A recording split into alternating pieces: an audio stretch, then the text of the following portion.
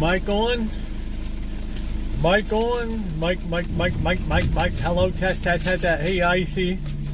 Charles, Priscilla, Kareem. Do we got sound?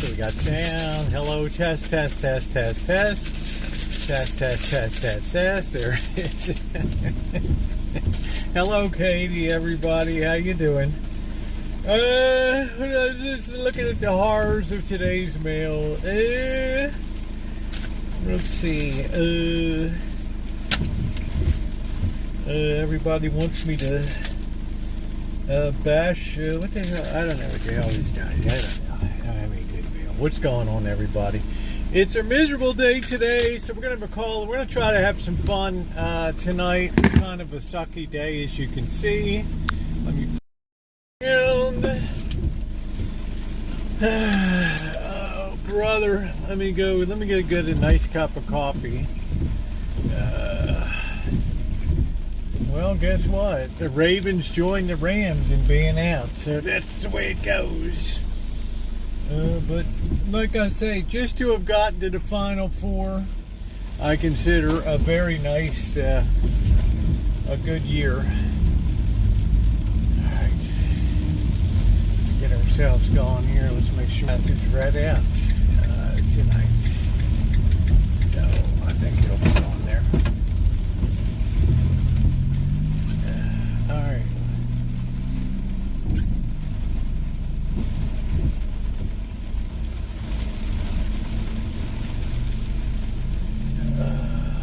I don't know what this guy's doing. Oh, yeah, thank you. The fruits are pretty good, huh? Am I going to make a lemon pie?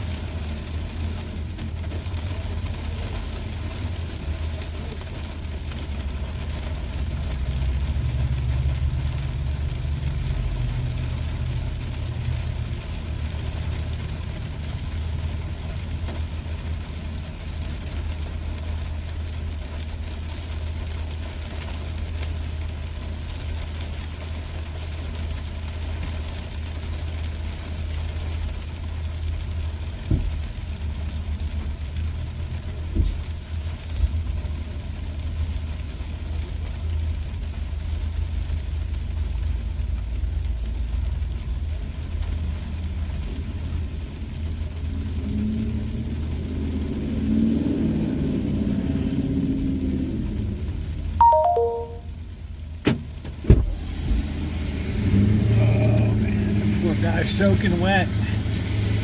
Thank you. It's threatening. So we're on Prism tonight. It hardly matters where we are.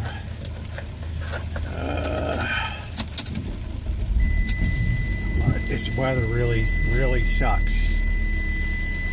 Okay.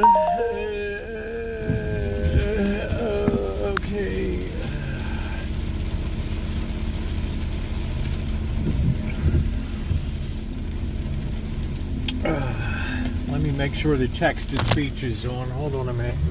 Bear with me a second, guys.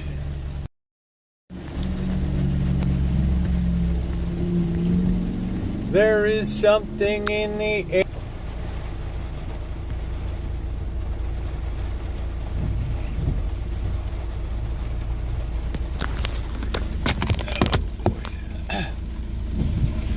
All Alright, I got the text-to-speech thing. Yeah, it's raining hard. We've just got a miserable storm here, but we're not going to be daunted. We're still going to have a decent night tonight. So the text-to-speech, it's a rare night the text-to-speech is on, so if you give a donation, just use the text-to-speech link and your donation message will be read aloud. And if you want to play a song, all you have to do is hit that link, have the address of the song you'd like to hear on YouTube in the address bar of the video with the song, and it'll play here on YouTube. It's a fun thing we do. Copy and paste that link, throw it right in, and then we're going later on we're going to have a call in. Well, it's just nasty here. Let's see what's going on down here tonight. See if we have urban and small stream flooding in the area.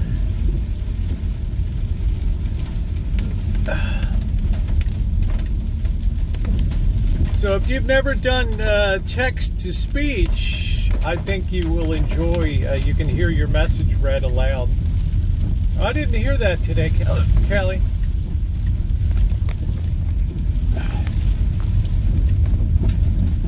I hope somebody good bought them, because the Angelo's family was like a joke. They were about as cheap as you can get. Let's make sure we're not on Wi-Fi here, which we are. Hold on. I had a very crappy Wi. Yeah, that's a very expensive team. You know, can you imagine that? 1.7 billion. Who bought it? Kelly, do you know who bought it? Somebody rich, I hope. Can you imagine? 1.7 billion. Our glorious Orioles.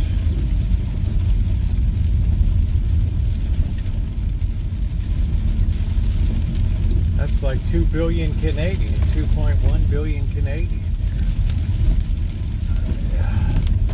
All right, nothing going on down here.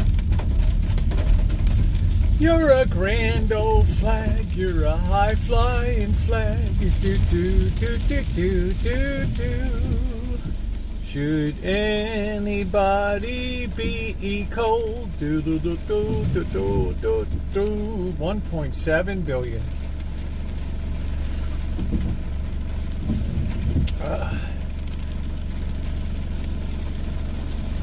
Group led by Carl. Oh man, good Jewish guy bought him. Good, lots of money. Hey Noreen, how you doing? Carlisle Group, I love that, man. Spend that money. What are we doing now? Are we just gonna park here? Come on, dude. What are we doing? Son of a... I'm gonna get slammed here because of this dope.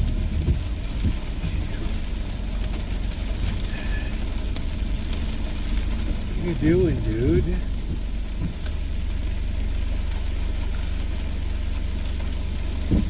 Man, this guy's dumber than a box of rocks over here.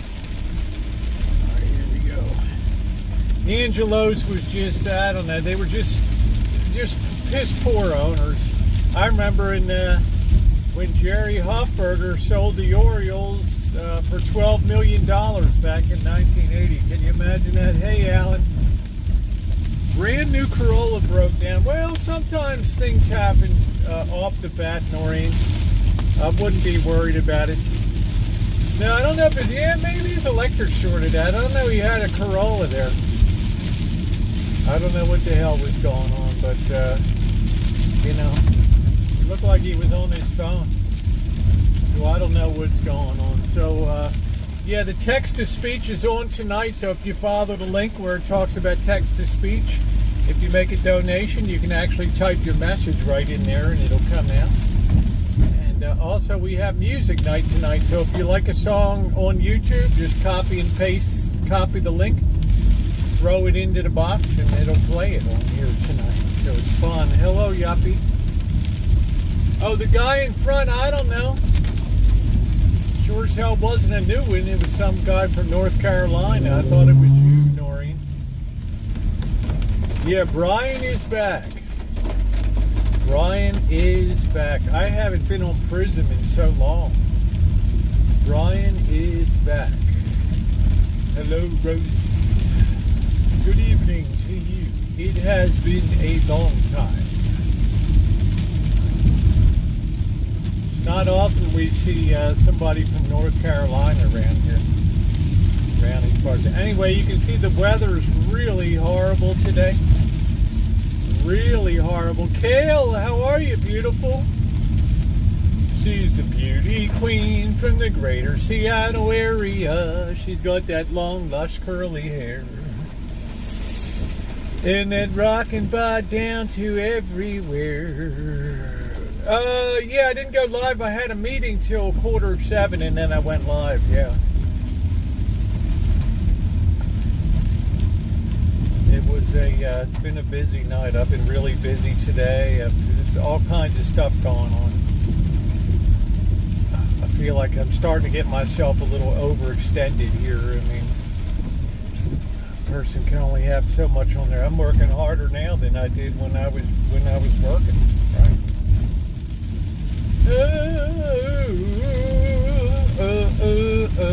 Look at this guy walking nice and slow. He ain't got a problem in the world, man. Big boy like that. Let that rain come down. That's all right. That boy can absorb all that. Hit that storm.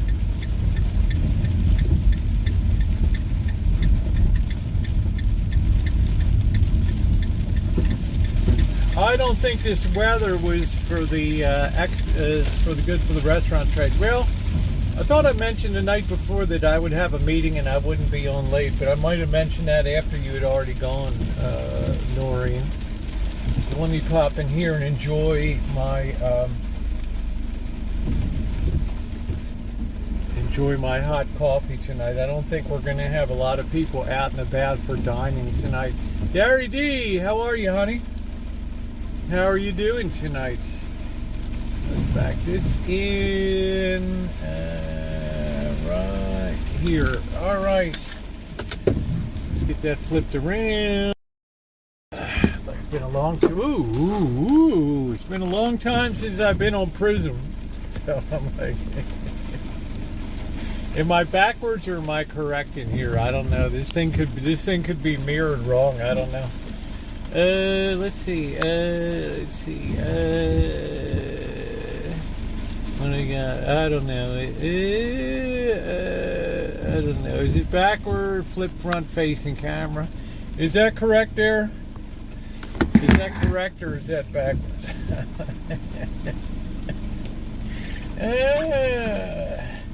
You're correct now. I'm incorrect, or I'm not. Have I just messed it up? Flipping, that drives so many people crazy on this. Now it's flipped. Now it's not correct. All right, keep your drawers on. Let's see. There we go. All right. See, does your front blossoming tree take a few years? It's still looking Charlie Brown. Actually, it's doing wonderfully. You can see the videos from last year. The weeping flowering cherry tree was put in, it's already been in 2 years. So it is beautiful. It'll give out it'll look like a fountain, like a firework when it goes off. It's like a firework, right? It looks like I'll try to keep my fingers off stuff, right? So it was a busy day today. I mean, not as busy, but I was looking out today and I was watching this rain and these storms and I was thinking to myself, imagine how crappy I would feel if I'm in this storm and the rain gutters are still blocked and the holes are getting deeper and the grass is growing longer. I would feel really, really lousy. But today I feel pretty good. Yeah, I'm happy seeing everything is, there's a lot of work was done. Where are you planting the almond trees planted, Noreen? Part 2 of the work video went up about 3 hours ago. You can see the planting of the almond tree amongst everything else. I wish Rhodey planted the almond tree. Yeah, it was. I planted it today in the video, so you can check that out. Oh, man, the weather is so crappy. So that's all planted now. And the good thing is, there's nothing like rainwater to set the tree. Yep, for the other, it was probably getting tired of that pod. Yeah, setting it is really, if you can have rain afterward, that's an ideal situation, you know, because that fresh rainwater will help, because the tree's going to go through some shock at its new location, but it will be happy. But you can see a lot of work was done over the last 2 days. So to tell you the truth, I just took it kind of easy today. Got a lot of stuff going over at church, a lot of stuff I'm in process and working on. There's a lot of things that need attention. So rain is great. Yeah, it's really good for getting a tree down. It's like the best thing that can happen is that natural rainwater get down there, because then the roots are used to that water, right? There's no shock to it. So they'll start spreading out their little tentacles and be all happy. And listen to this rain. You can break off in the world and be self-sufficient. Yeah, you can. You really could. A few tasty chickens running around. No offense, Kale, but right. The good news about this is it keeps the number of people on the streets down to a bare minimum. Because, to tell you the truth, people don't want to go out in this kind of weather. So I think tonight's the plan is, I harvested some more lemons today. Thank you, Michael. I've harvested some more lemons today. And I think tonight I'm going to make an open face lemon pie this evening. That means it won't be meringue. Yeah, the tomatoes will be in. I'm not sure, Darry D, this year. This year might be a rest year for the planter box.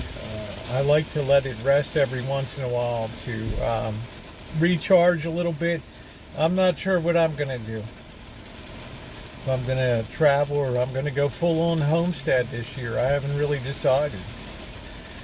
Right, full on Homestead. Yeah, I love lemon too, and open face lemon pie is very easy to make, and I'm really enjoying the lemons. I picked a ton of oranges today, so I'm going to be squeezing some more juice. Not going to be a lemon tart pink, it's going to be a regular lemon pie, but it's going to be an open face lemon pie, meaning it's not going to have anything on top of it. Once the lemon filling is poured in, then I take a piece of plastic wrap and I put it over top of the surface of the lemon filling so that it does not form a hard film on top of that. It doesn't. It stays very nice. So that's what I'm going to try to. That's what I'm going to try to do tonight. And then I'll just, because I did a fancy cook last night, I'll probably just do noodles tonight, something simple. I had the brown sugar glazed apples and pork chops last night, which were delicious. Get a few chickens, they're quite, I can't do a chicken. Chickens are unpredictable, they could be deadly.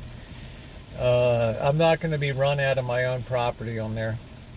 Make a dirty martini. Yeah, there you go. Hey, Michelle, what's up, Joni? How you doing? Yeah, I'm not going to get any chickens on the rancher. I got enough going on around there. The only next thing that I would have is a dog.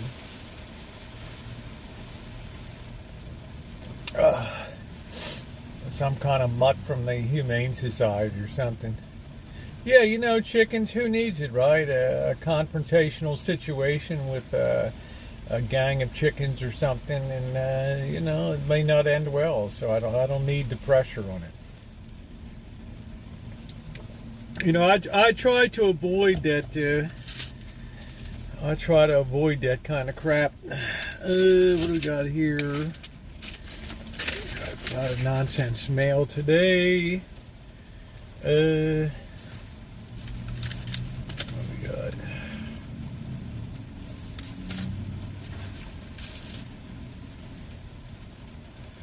Nothing. No. Oh, we got the Verizon bill. We got the guys coming out. The guys coming out Sunday. He's got to work on the. He's got to work on the internet. The Xfinity guys coming Sunday between 3 and 5. What's up, Trixie? How you doing, honey? Now tonight is music night. You'll see a link come by and says if you would like to play a tune. Just click on that link and follow it. If there's a song that you like on YouTube that you want to hear, a little Dean Martin, just go to it on the YouTube. Copy the link on top, drop it in. It's $4.99. It helps support the channel. It's a lot of fun. And you can hear your song played out here. Otherwise, the text-to-speech is on tonight too. Which means if you click that link, whatever, if you make a donation tonight, you can type your message in there and it'll be read out to the chat using the voice of our Brian on there. Okay? What's this guy doing? Why is everybody always hanging around? Why has it always got to be my band? Why has it always got to be my band?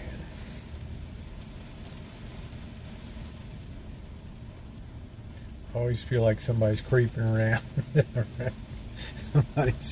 somebody's creeping around here. This is kind of a weird angle on this. Where's this guy going? I don't know. I make a mean pecan of pink, but it's not going to post. Yes, the music link will be coming up. Yes. I don't blast it every 2 minutes. It comes up like every 15 minutes or so. I don't like to spam people in the chat. I mean, we'll have plenty as the night goes on, and Nightbot will put everything, the music link as well as the link for the text-to-speech. Now, I don't have my Bluetooth with me here. If generally people play songs when I get back on the rancho and stuff, so we'll see what happens tonight. It would be nice. It's a fun way. We don't do it too often, but it's a fun way to support the channel. Get you a little bit of skin in the game. Man, here comes the fire services.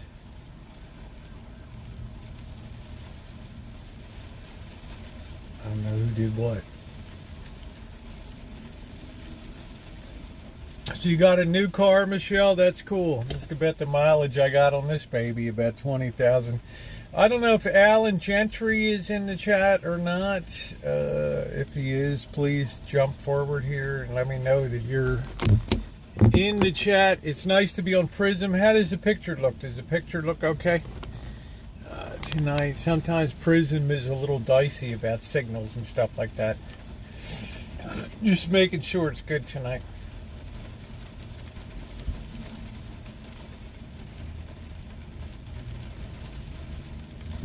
Well, I'm glad I got the gas filled up the other night. Oh, Alan was here. Yeah, I thought I saw him in here earlier. He's probably in and out. Probably getting something to eat. Yeah, the picture looks good. That's good. Sometimes you never know with Prism, but Prism's gotten a little better. If I had more confidence in my signal, I would do 1080 on this thing, but we're not going to be able to walk around tonight, obviously, with the rain, so we're going to have to confine our activities to the rancho. So I think what we're going to do is start in the kitchen. We're going to bake a pie. Hey, Cindy, how are you? I want to do that open-faced lemon, and then I'll go outside and have some noodles and shrimp later on. So we'll bake this live tonight. And I think people will enjoy that, especially the making of the crust. The last lemon meringue pie was really, really good, and I want to keep using up these lemons too. And this is a great way to use it. It also warms up the house a little bit. Is Alan here? Is he here? Let me see. Oh, I'm back. Hey, Alan. Yeah, I was going to say I used that. We'll see what happens today. I put that seal stuff into the engine today, so we'll see how that works. No, I don't like lemon water. I've been cleaning, purging. Yeah, I hope you're doing okay, honey. Last time I saw you, you were just getting over Yeah, the ice water with the crust. Last time I saw you, Cindy, you were getting over being pretty sick. So I hope you're feeling better, honey.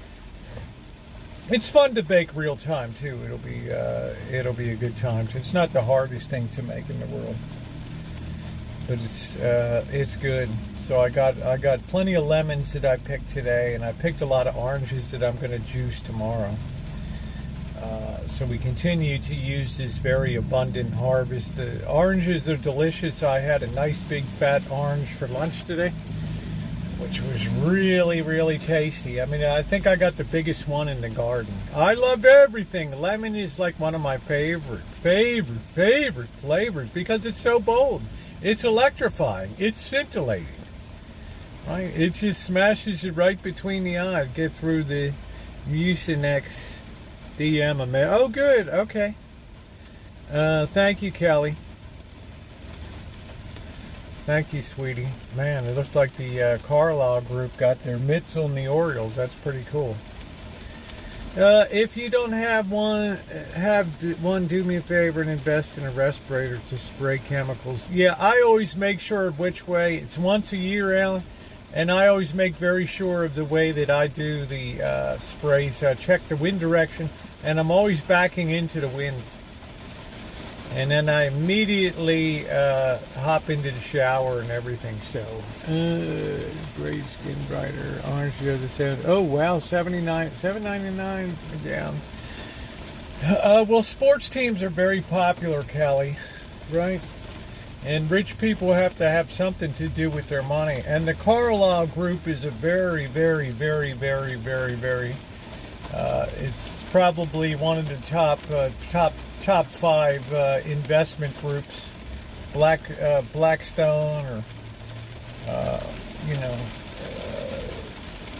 BlackRock and all them. I found watching you build up the crust edges to do the crimping very satisfying. Thanks, Pink. Thing is, you got to be able to really throw that thing into a freezer and really do it up, right? Really get that baby frozen and then pop it in, and then it holds its form. That's why the crust that you get in the store don't slip down when you bake them. The Leafs are owned by a group also makes sense, yeah.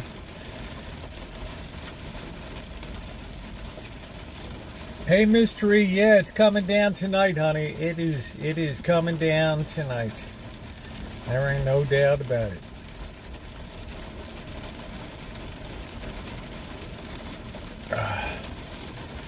So, yeah, okay, well, good. I don't like the Angelos family. We suffered with them for 30 years or something.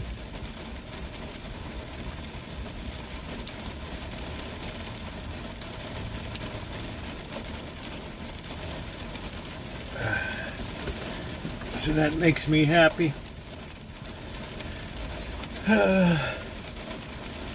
Other than that, it's an interesting day. I saw this community, New York Community Bank. Looks like that baby's collapsing today because of all the empty office space in New York. That's worrisome. Chickens make a mess. Timothy, how are you? Just where have you been? How are you? Good to see you. Good to see you. I've been around. I was on later last night, so I think it kind of. I remember saying I had a meeting, so I wouldn't be on. I wouldn't be on till later, but here I am. 'Tis I. Fear not, it is I.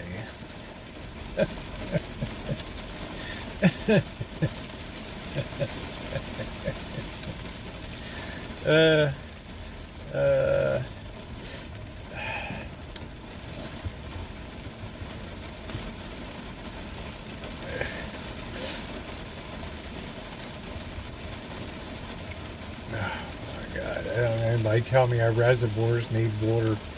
All I need is Janet Fields to come. Are you planning your lemon pot? No whipped cream, just standard open face lemon pie. No whipped cream. Love you, Timothy. Just the standard.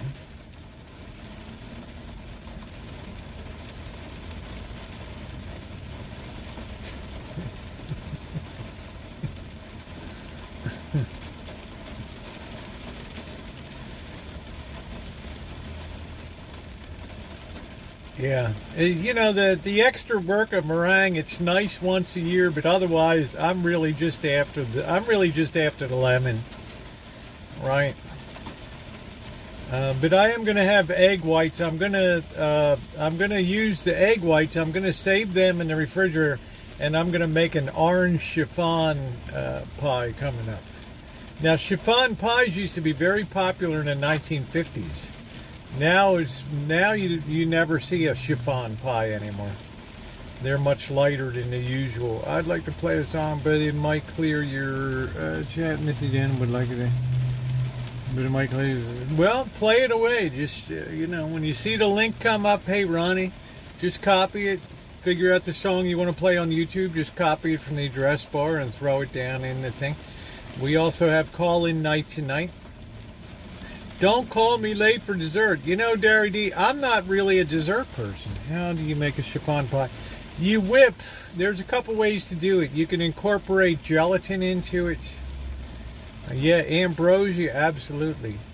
Or, more likely, you whip the egg whites and you carefully fold them into, like, the orange filling. And it acts as a lightening agent, but you have to be good at folding in things. You can't just take it and stir it. It has to be folded in so you don't lose. It takes a lot of skill to make a chiffon, but at the end of it, you have a very light and very airy, very delicate pie. It's very nice. Yeah, some people like ambrosia. I just didn't like the sweetness factor of it too much. But heck, that's just me. Right, I love pineapple chiffon. You ready to say? Oh, it's a very, very, very, very, very, very old-fashioned, but very delicious pie. But it takes you have to be good at folding in egg whites into something. I used to try to make it turned into there we go. That's all right, Adam. Yeah, I love coconut, and thank you to the Martins, those delicious Russell Stover. I've had a couple of those already. Alan, I just wanted to thank you. I put the oil seal stuff into the engine today, so we'll see how that baby works. As that expands that seal once again, closes that up. So I appreciate it. We'll see how that works. I'm glad I went 121,000 miles before I started to get that first drip.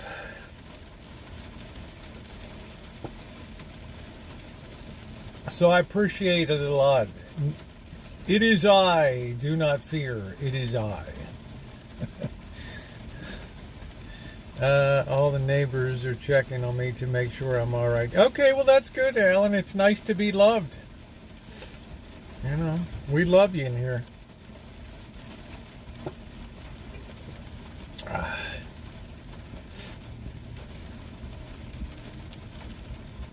There, all it does is expand. It gets into the seals and just expands them again. What's up, Richard? I haven't seen you in a long time. Big League, shoot, do they still make that stuff? I don't know. There it is. There's the link you click on if you want to play a song. All right. Follow it, paste in the link you want. It has to have at least 50,000 views on YouTube. That keeps people from posting, you know, lousy crap on there and stuff. So, somebody's car horn's going off.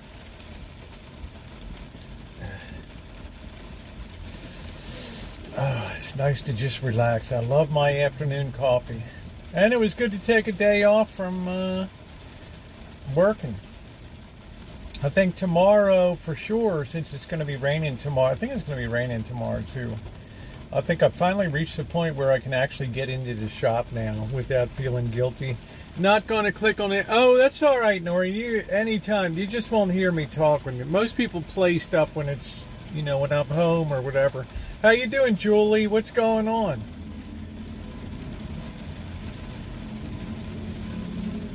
There'll be a lot of stalled out Teslas around tonight. Shorted to ground. No, I'm in Santa Rosa. This should give you a good clue right here. That's where I am tonight. There is something in the air. Do do do ooh ooh ooh ooh ooh.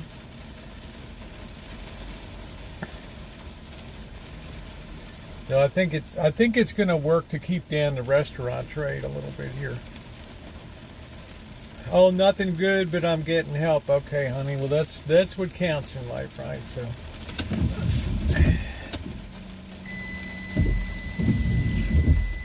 There we go. Is that how old? I don't think it's 1971, is it? That's too old. I think maybe 1977, 78, maybe. 71. That makes me an ancient mariner, right? Can you hear the drums, Fernando? You can play anything you want. Right? The only thing, it might be blocked on replay, but so what? Just don't play don't play Eagles, because I'll have to knock it off. Right?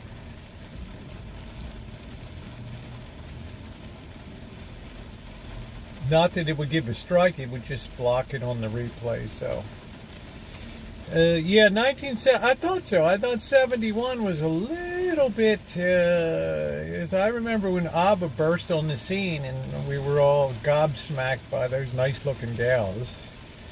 Everything they sang went gold, yeah. They were good. That night at Waterloo, do do do do do do do do do do do do do do do do do. How can I win when I lose? Yeah, ABBA was pretty good. Everything went gold. So I don't know when all this storm is going to clear. Money, money, money, money. I miss all the 80s music.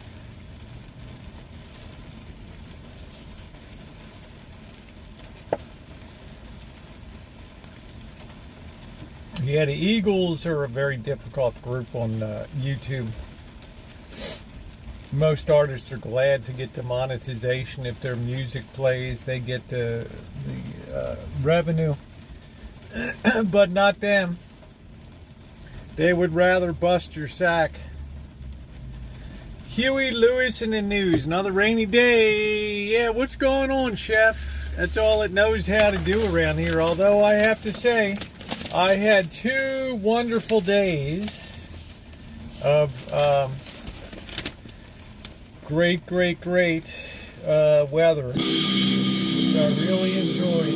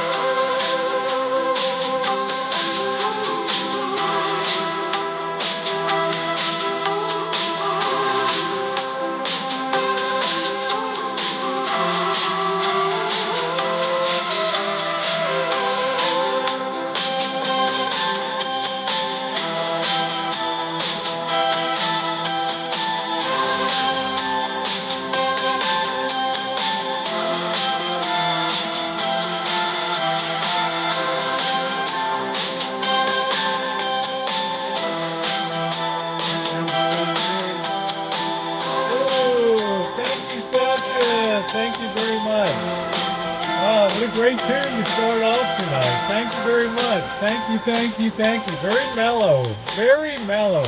Happy early Valentine's Day, girlfriend. You are really early. Tomorrow's February 1st. Won't leave me alone. Really, people knew better. I'm a herb, and people love you, Alan. They can't help it.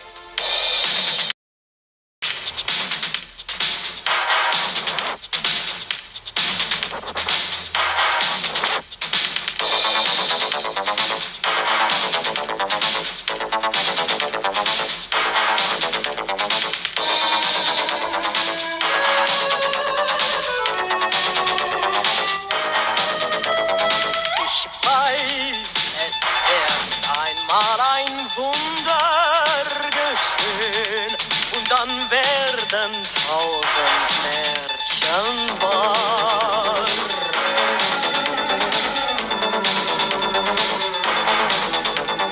Ich weiß, so schnell kann keine Liebe vergehen, die so groß ist und so wunderbar. Wir haben beide denselben Stern, dein Schicksal ist doch meins. Du bist mir fern und doch nicht fern, denn unsere Seelen sind eins. Wow! Wow! Wow! Wow! Wow! Wow! Wow!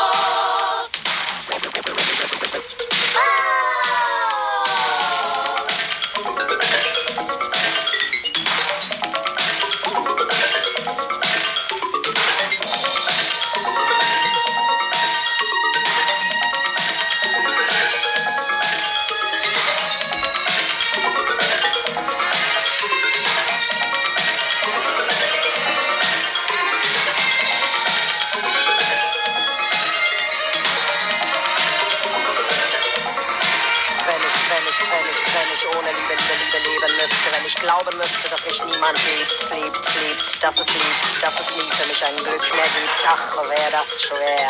Jede Biene schlägt da sind wir mit Zügnis Pärmen am Bildschirmchen, liebe dich, liebe ohne singt für mich, doch ich weiß mehr.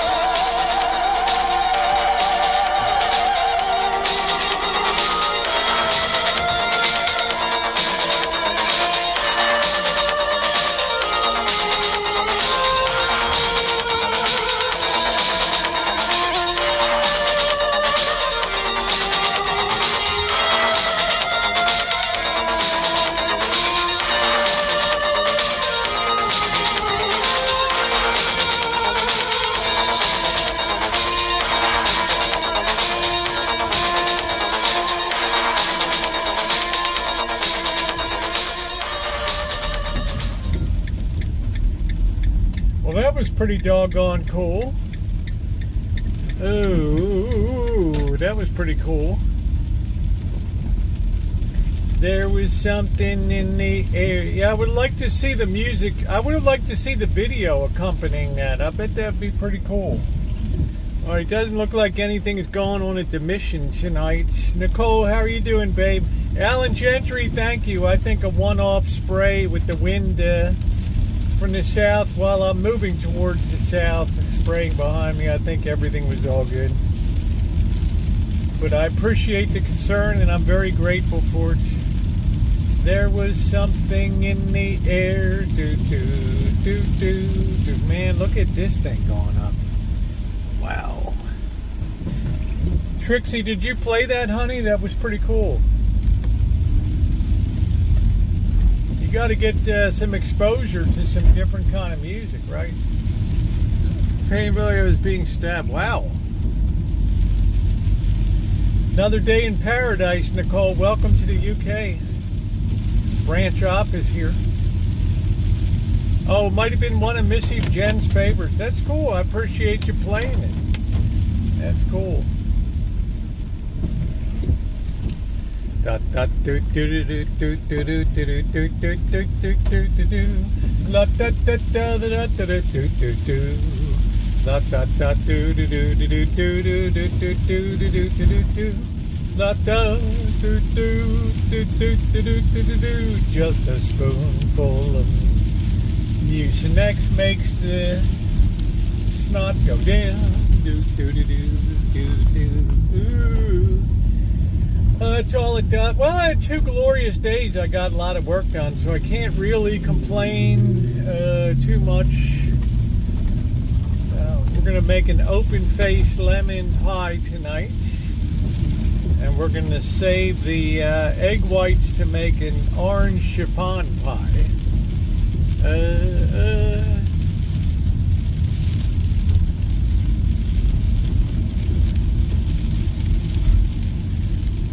I'm just rolling around to see what's going on in town. I don't have my flashlight to check for small urban stream flooding here. And I don't have my rain jackets.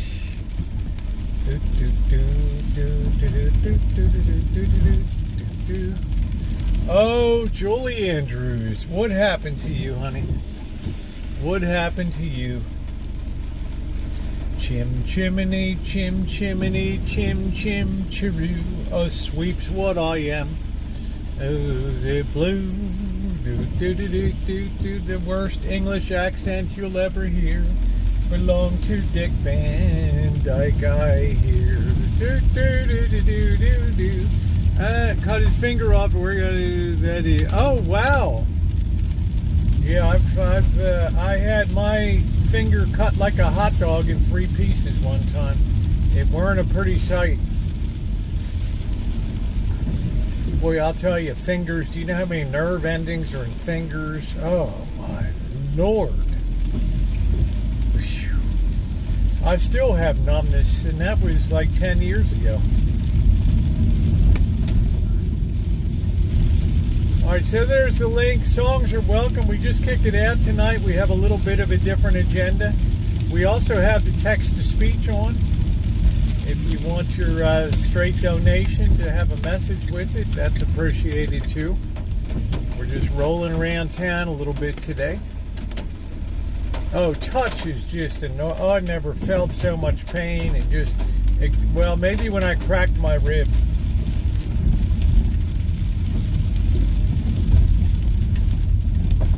Funny, I did the exact thing that Bird did only a year earlier.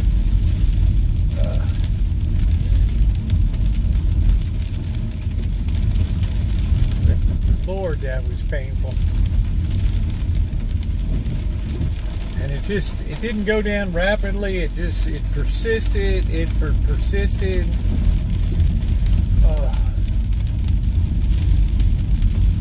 Hurt so bad. Man, it is just like nothing going on tonight.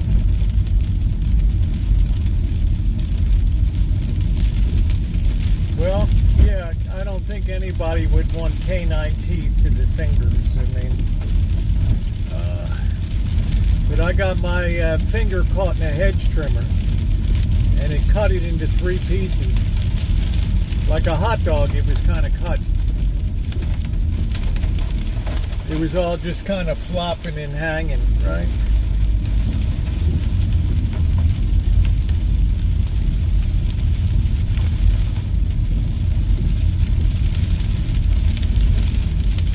Man, look at this sweat. Hey, Teresa. This is Santa Rosa. Body heals, but the numbness remains. I'll tell you what, I still have numbness in that I've lost a part of the tip of my finger. My grandmother got her finger caught in the head. It looked like my thing was just like, it was like putting a jigsaw puzzle back together. How are we going to do this thing without spending a fortune, you know? Because you know how I am. I mean, I'm not going to an ER, right? To them, that looks like money rolling in the door. To me, it looks like money rolling out. So I just had to deal with, like the coach says, just walk it off, right? Deal with it. Yeah, I lost a third of the tip of my finger. But I didn't squeal like a baby, right? I mean, I dealt with it. But I can't tell you how many nerve endings. Well, I can tell you. There's a lot of nerve endings in the fingers. Without actually giving you the finger, I can tell you there's a lot of nerve endings in it. Man, terrible.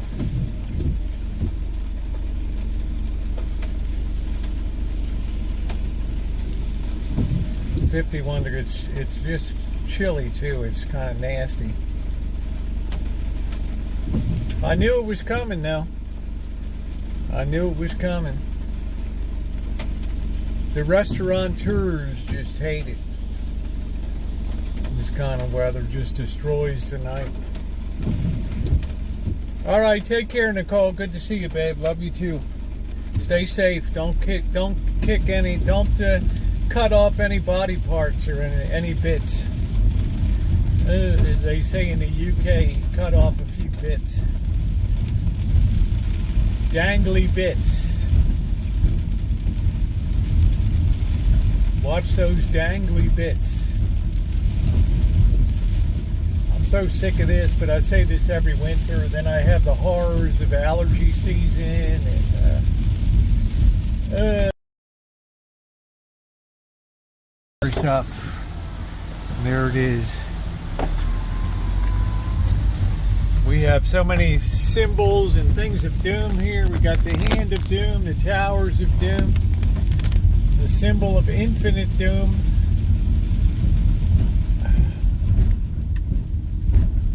This town defines doom. It's raining. Do, do, do, do, do. Ooh, the symbol of infinite doom.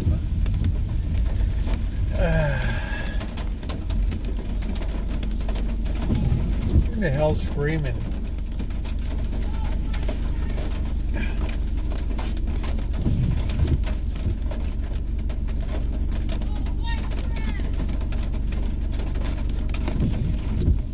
Somebody's white trash. I don't know. I don't think it was me, was it? Am I white trash? I don't know. I don't feel really trashy. We have a lot of screamers in this town. We have a lot of screamers. Yeah, that's on the that's over top of the hand of doom there, Kale.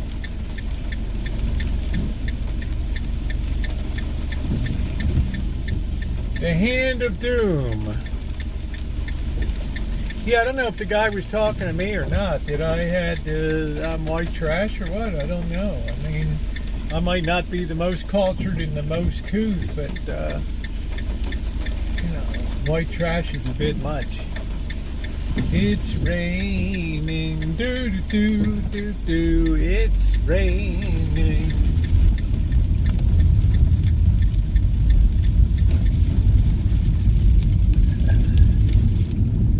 The hand of doom.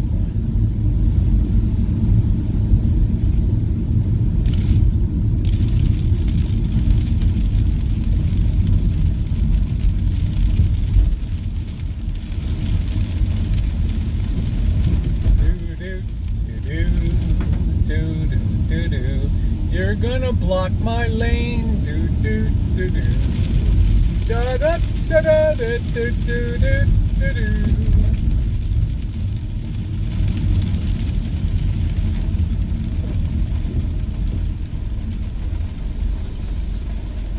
The symbol of infinite doom.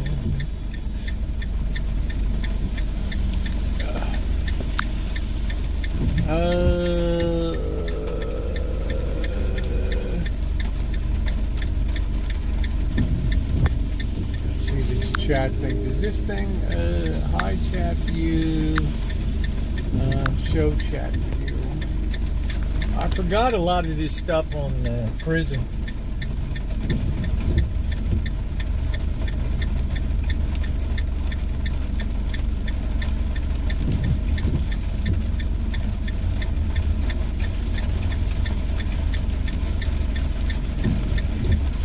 Yeah, it's been pouring most of the day. I'm so tired of it.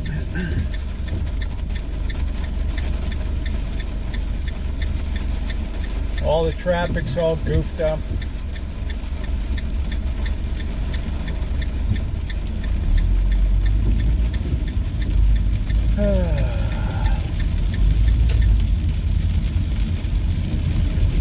Tell you, you were smart to go down to Palm Springs for a couple weeks. Get out of this crap. That was a genius thing to do right there.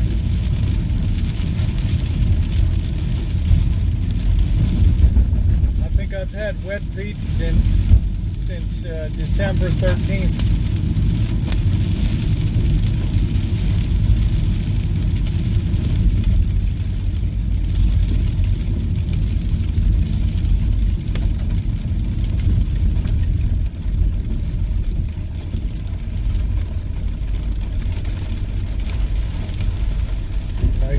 Nice shorts on a nice rainy 50-degree day. Yeah, you gotta have that finger with you, or else it might end up in a bowl of Wendy's chili. You never know. It's raining. Oh, oh.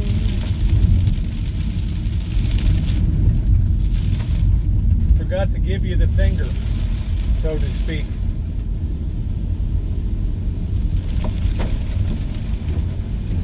Forgot to give you the finger.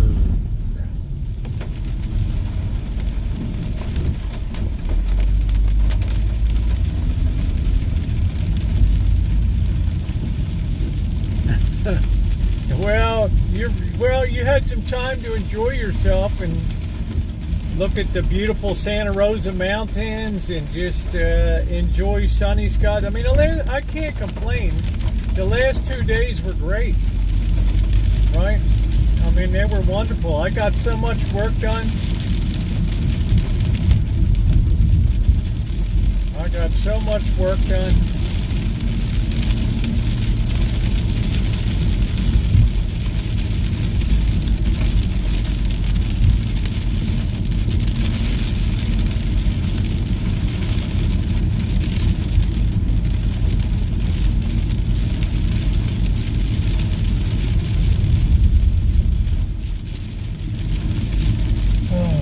Nobody at the 7-Eleven at all. This is not a great night to be on a bike, I guarantee you that.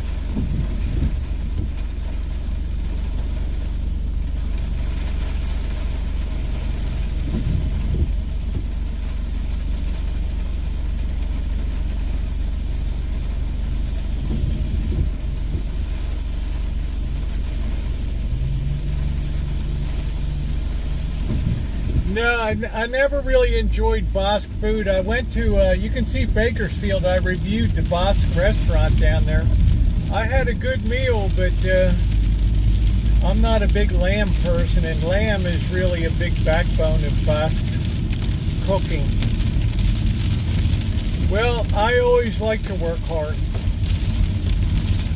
Like my father said, hard work never killed anybody. Lack of sleep, yes, but hard work never killed anybody. Here we go. Let's see if we can get into the rancho here. What are our flood conditions like here? Woof. Woo. Better turn it around now. Tomorrow we might be in the soup. Right, Cindy talks. She knows that. Cindy's been a hard worker.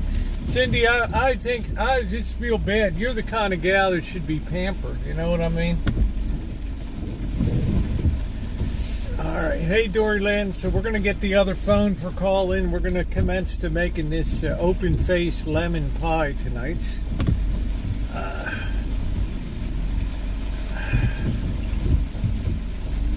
We're going to capture a YouTube short for it. We want to get turned around so we can get out of here tomorrow without really getting reamed. Yes, you should, honey. That's what I say. You should be spoiled rotten, babe. Absolutely spoiled rotten. A gal of your beauty and distinction. Oh, damn, man. Look at this. I'm going underwater here on the rancho. Woo! Woo! There's my patch job. It's nice that you get rain. It sets everything real nice. In.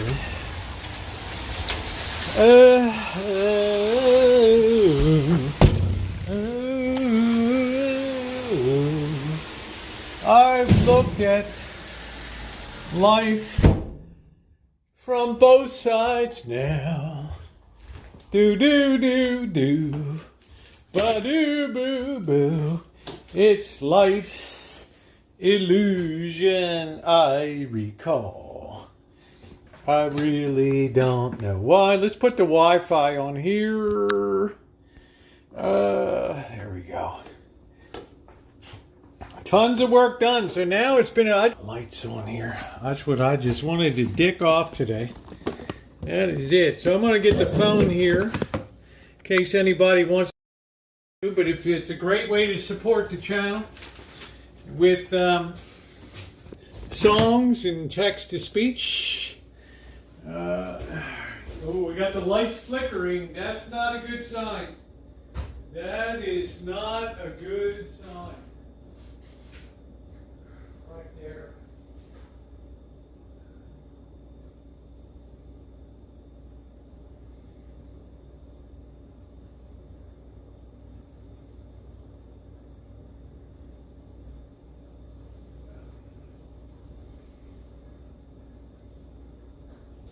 We got flickering lights or no bueno, man. No bueno. Ooh, ooh, ooh, ooh, ooh, ooh, from Mississippi. Hello? Hello? You got to turn down your sound. Hello? You have to turn down your sound. Okay. Is this someone on Rosie's channel? Yeah, this is how you doing? It's me. It is I. How are you doing? Rosie? Yes. How you doing, Rosie? This is Tony. Tony, hold on. Tony Perek? Yes. Yeah, nice to see you. Oh, I'm going to try to put you on the Bluetooth, Tony. Tony, hold on a second. Let me see what I can do here. Bear with me a second. Let's see. What the heck happened here?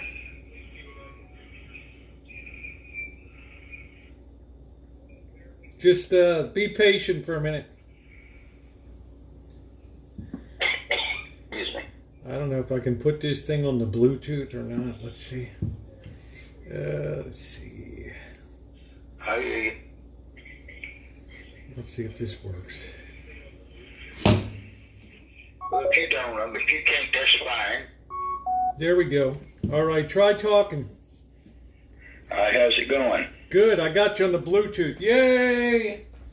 Everything's going good, Tony. How you been?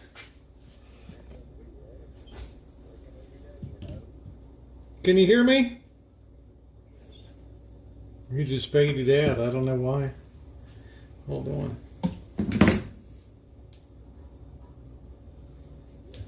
Yeah, I got the volume all the way up. I don't know what's going on. Okay, testing, testing.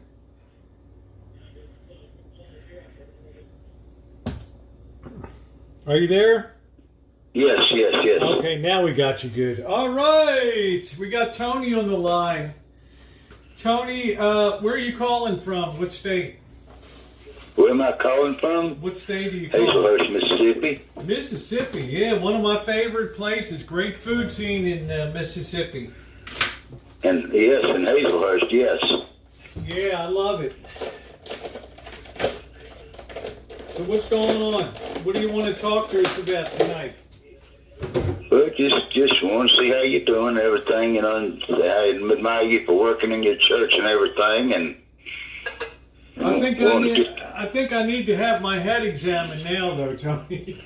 There's so much work now, I can't hardly even see straight over there. I come home. Well, I come home. You just need to. I come home and spend time with blueprints and all kinds of stuff now. So you just need to slow it down some. You're getting older and everything. Yeah, I hear you. I got to slow it down, Tony. That's exactly what I got to do, right? The old crow's got to slow it down a little bit here, huh? Oh yes, I'm 63 years old myself, and I feel myself not being able to do like I could be able to do. But hey, that's just part of it. Yeah, well, you're a youngin' compared to me, right? Well, now. You're a youngin' compared to me. You think so, huh? What did you say? You're 63? Yes. I'm 65. Oh, wow, that's only 2 years difference. Almost 66 in June. How about that? Yeah, don't you love Tony's accent? Tony's got a cool Southern accent, yes. Well, now? The chat is saying that they like your accent, Tony. Well, thank you. It's just from Mississippi, you know. Well, we all love Mississippi. We all love Mississippi. What's the best thing about living in Mississippi besides the Ole Miss and the Rebels? What else? Well, you know, we got just work and everything, and it's just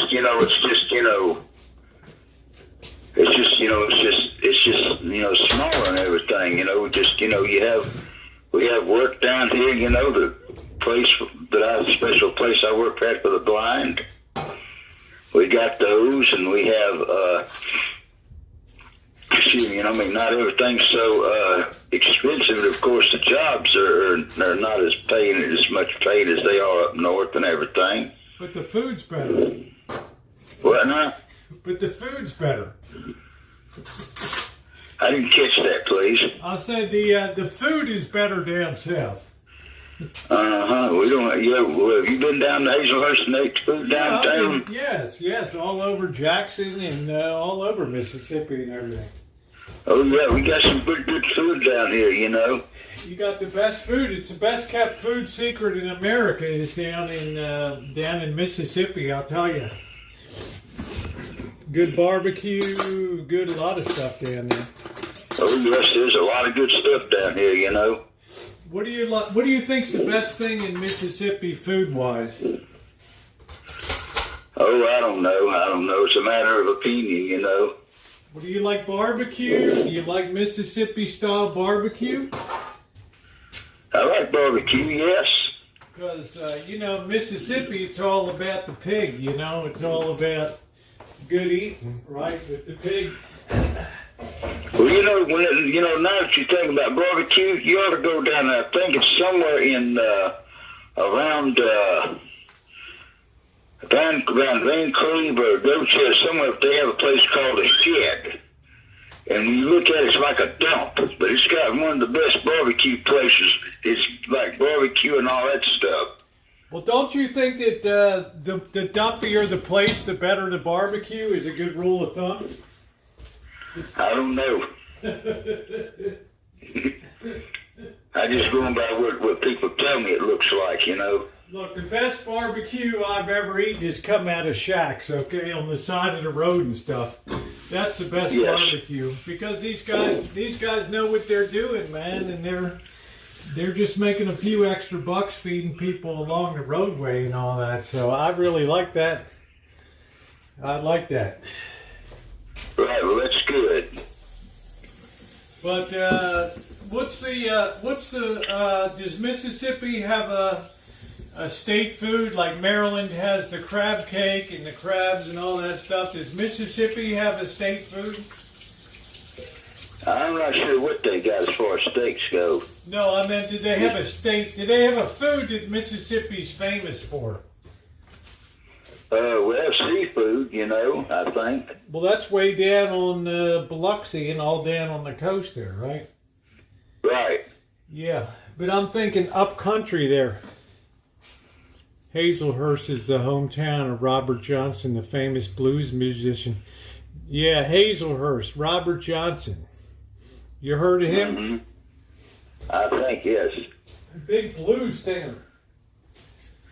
I know, like I say, you ride in your car. I enjoy riding with you. Yeah, I like having you along, Tony, because you come in, you're always very kind, you say hi, you never complain about anything. You always seem to have a good time. Well, you don't need to do that. I mean, I know you got out to me and said, say, don't worry that everything's going to be okay, but I mean, you can't just constantly gripe all the time or people won't want you around. Yeah, there's a fine line between griping that's like comedy and then there's real griping that people really get tired of, you know? They will. Yeah. It's depressing. Yeah, because people don't come to the internet to hear griping because they can hear griping at home and stuff, right? They come to the internet to laugh and have a good time, right? Oh, listen, sometimes I end up griping at work, and shoot, I hear it on the way from work or work sometimes on the bus, and I said, no. Leave it all down to leave your work at work and your home at home. Yeah, well, I can't wait to get back to Mississippi. Especially up country Mississippi up there. Well, we're known for agricultural stuff, you know. Well, it's a cotton capital, right? So, lots of Mississippi cotton. See, I got cousins in Natchez, Mississippi. So, right on the Mississippi, Natchez, Mississippi. Right. Right. And that's all beautiful down there with the old houses and all that stuff. Right? Yes. Really beautiful. Mm-hmm. But I'm glad I got to talk to you. Well, it's a pleasure that you called in, Tony, because, I see you on the side chat, but it's always really cool when you can put a face with a voice, or a voice with a name, then it makes it really nice. Yes. I can listen to your voice and everything, Yeah, so I'm fixing to make a pie right now. Getting out all my pie fixing. I'm gonna make a lemon pie tonight. Well, send one my way. Yeah, I wish I could. Lemon meringue. Where in the hell is... Oh, hold on a minute. I got to get my stuff outside. Hold on a minute. Woo! What the hell's your weather, man? Huh?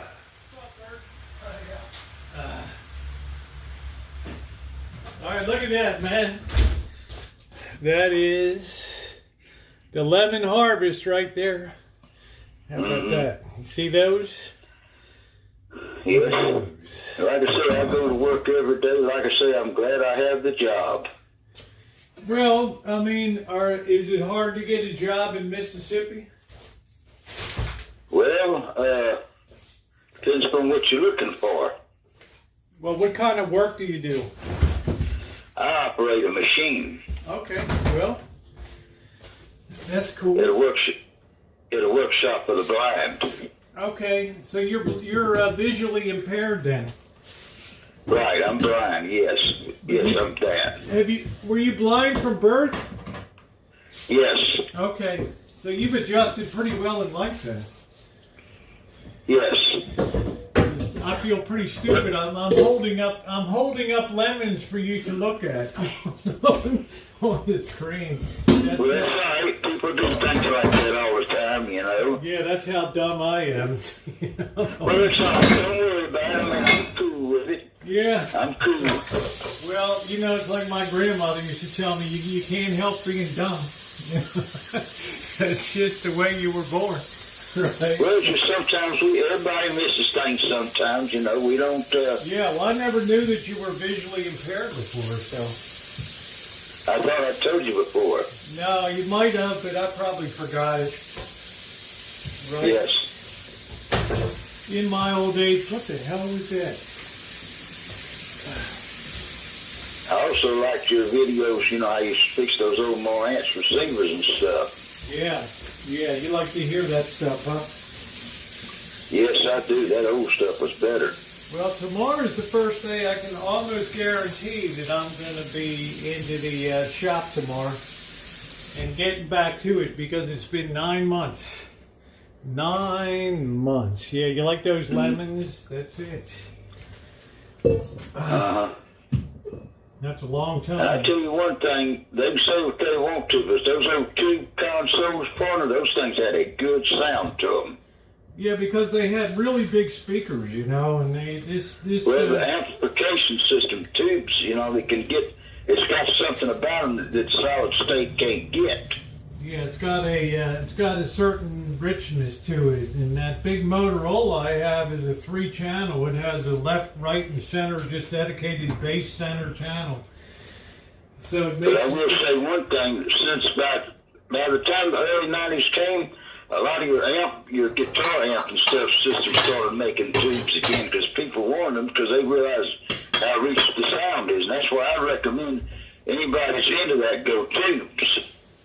Yeah, for like guitar amps and all that kind of stuff. Yeah. Yes. Yeah, that makes a lot of sense. That makes a lot of sense.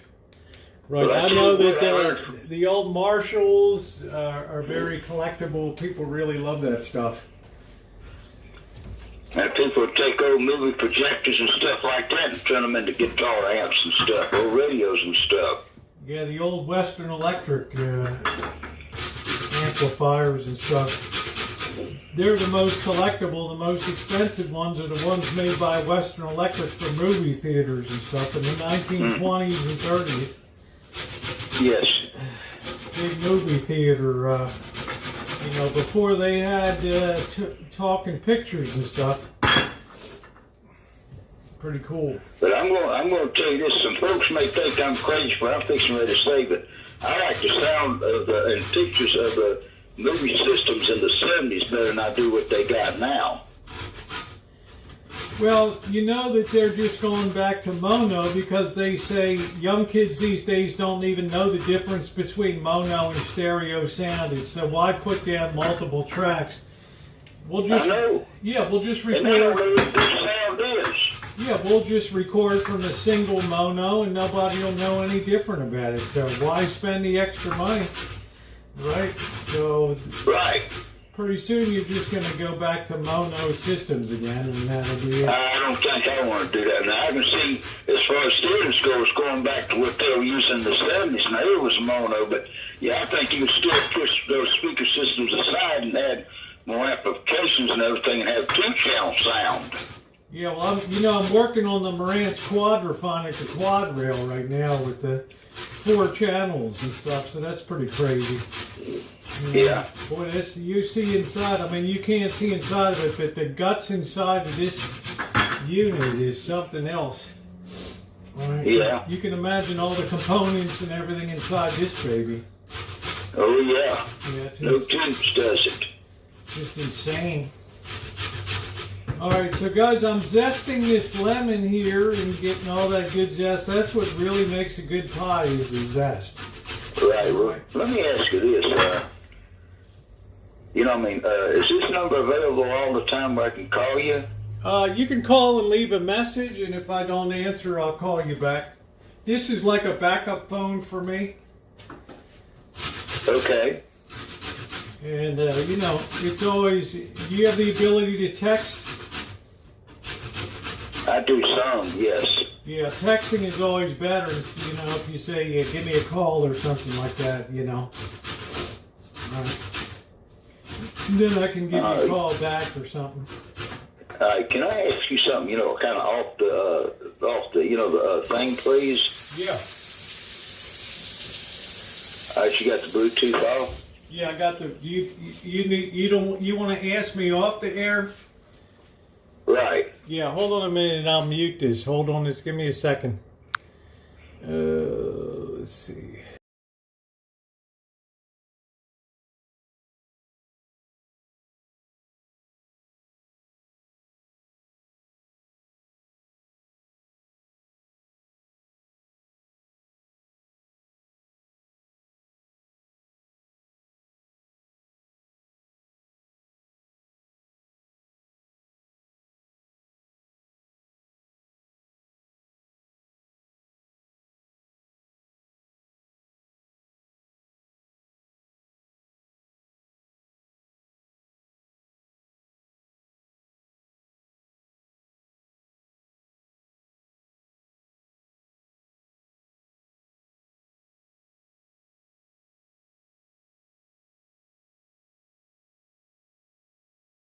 Okay, thank you. Yeah, that's just my opinion on that.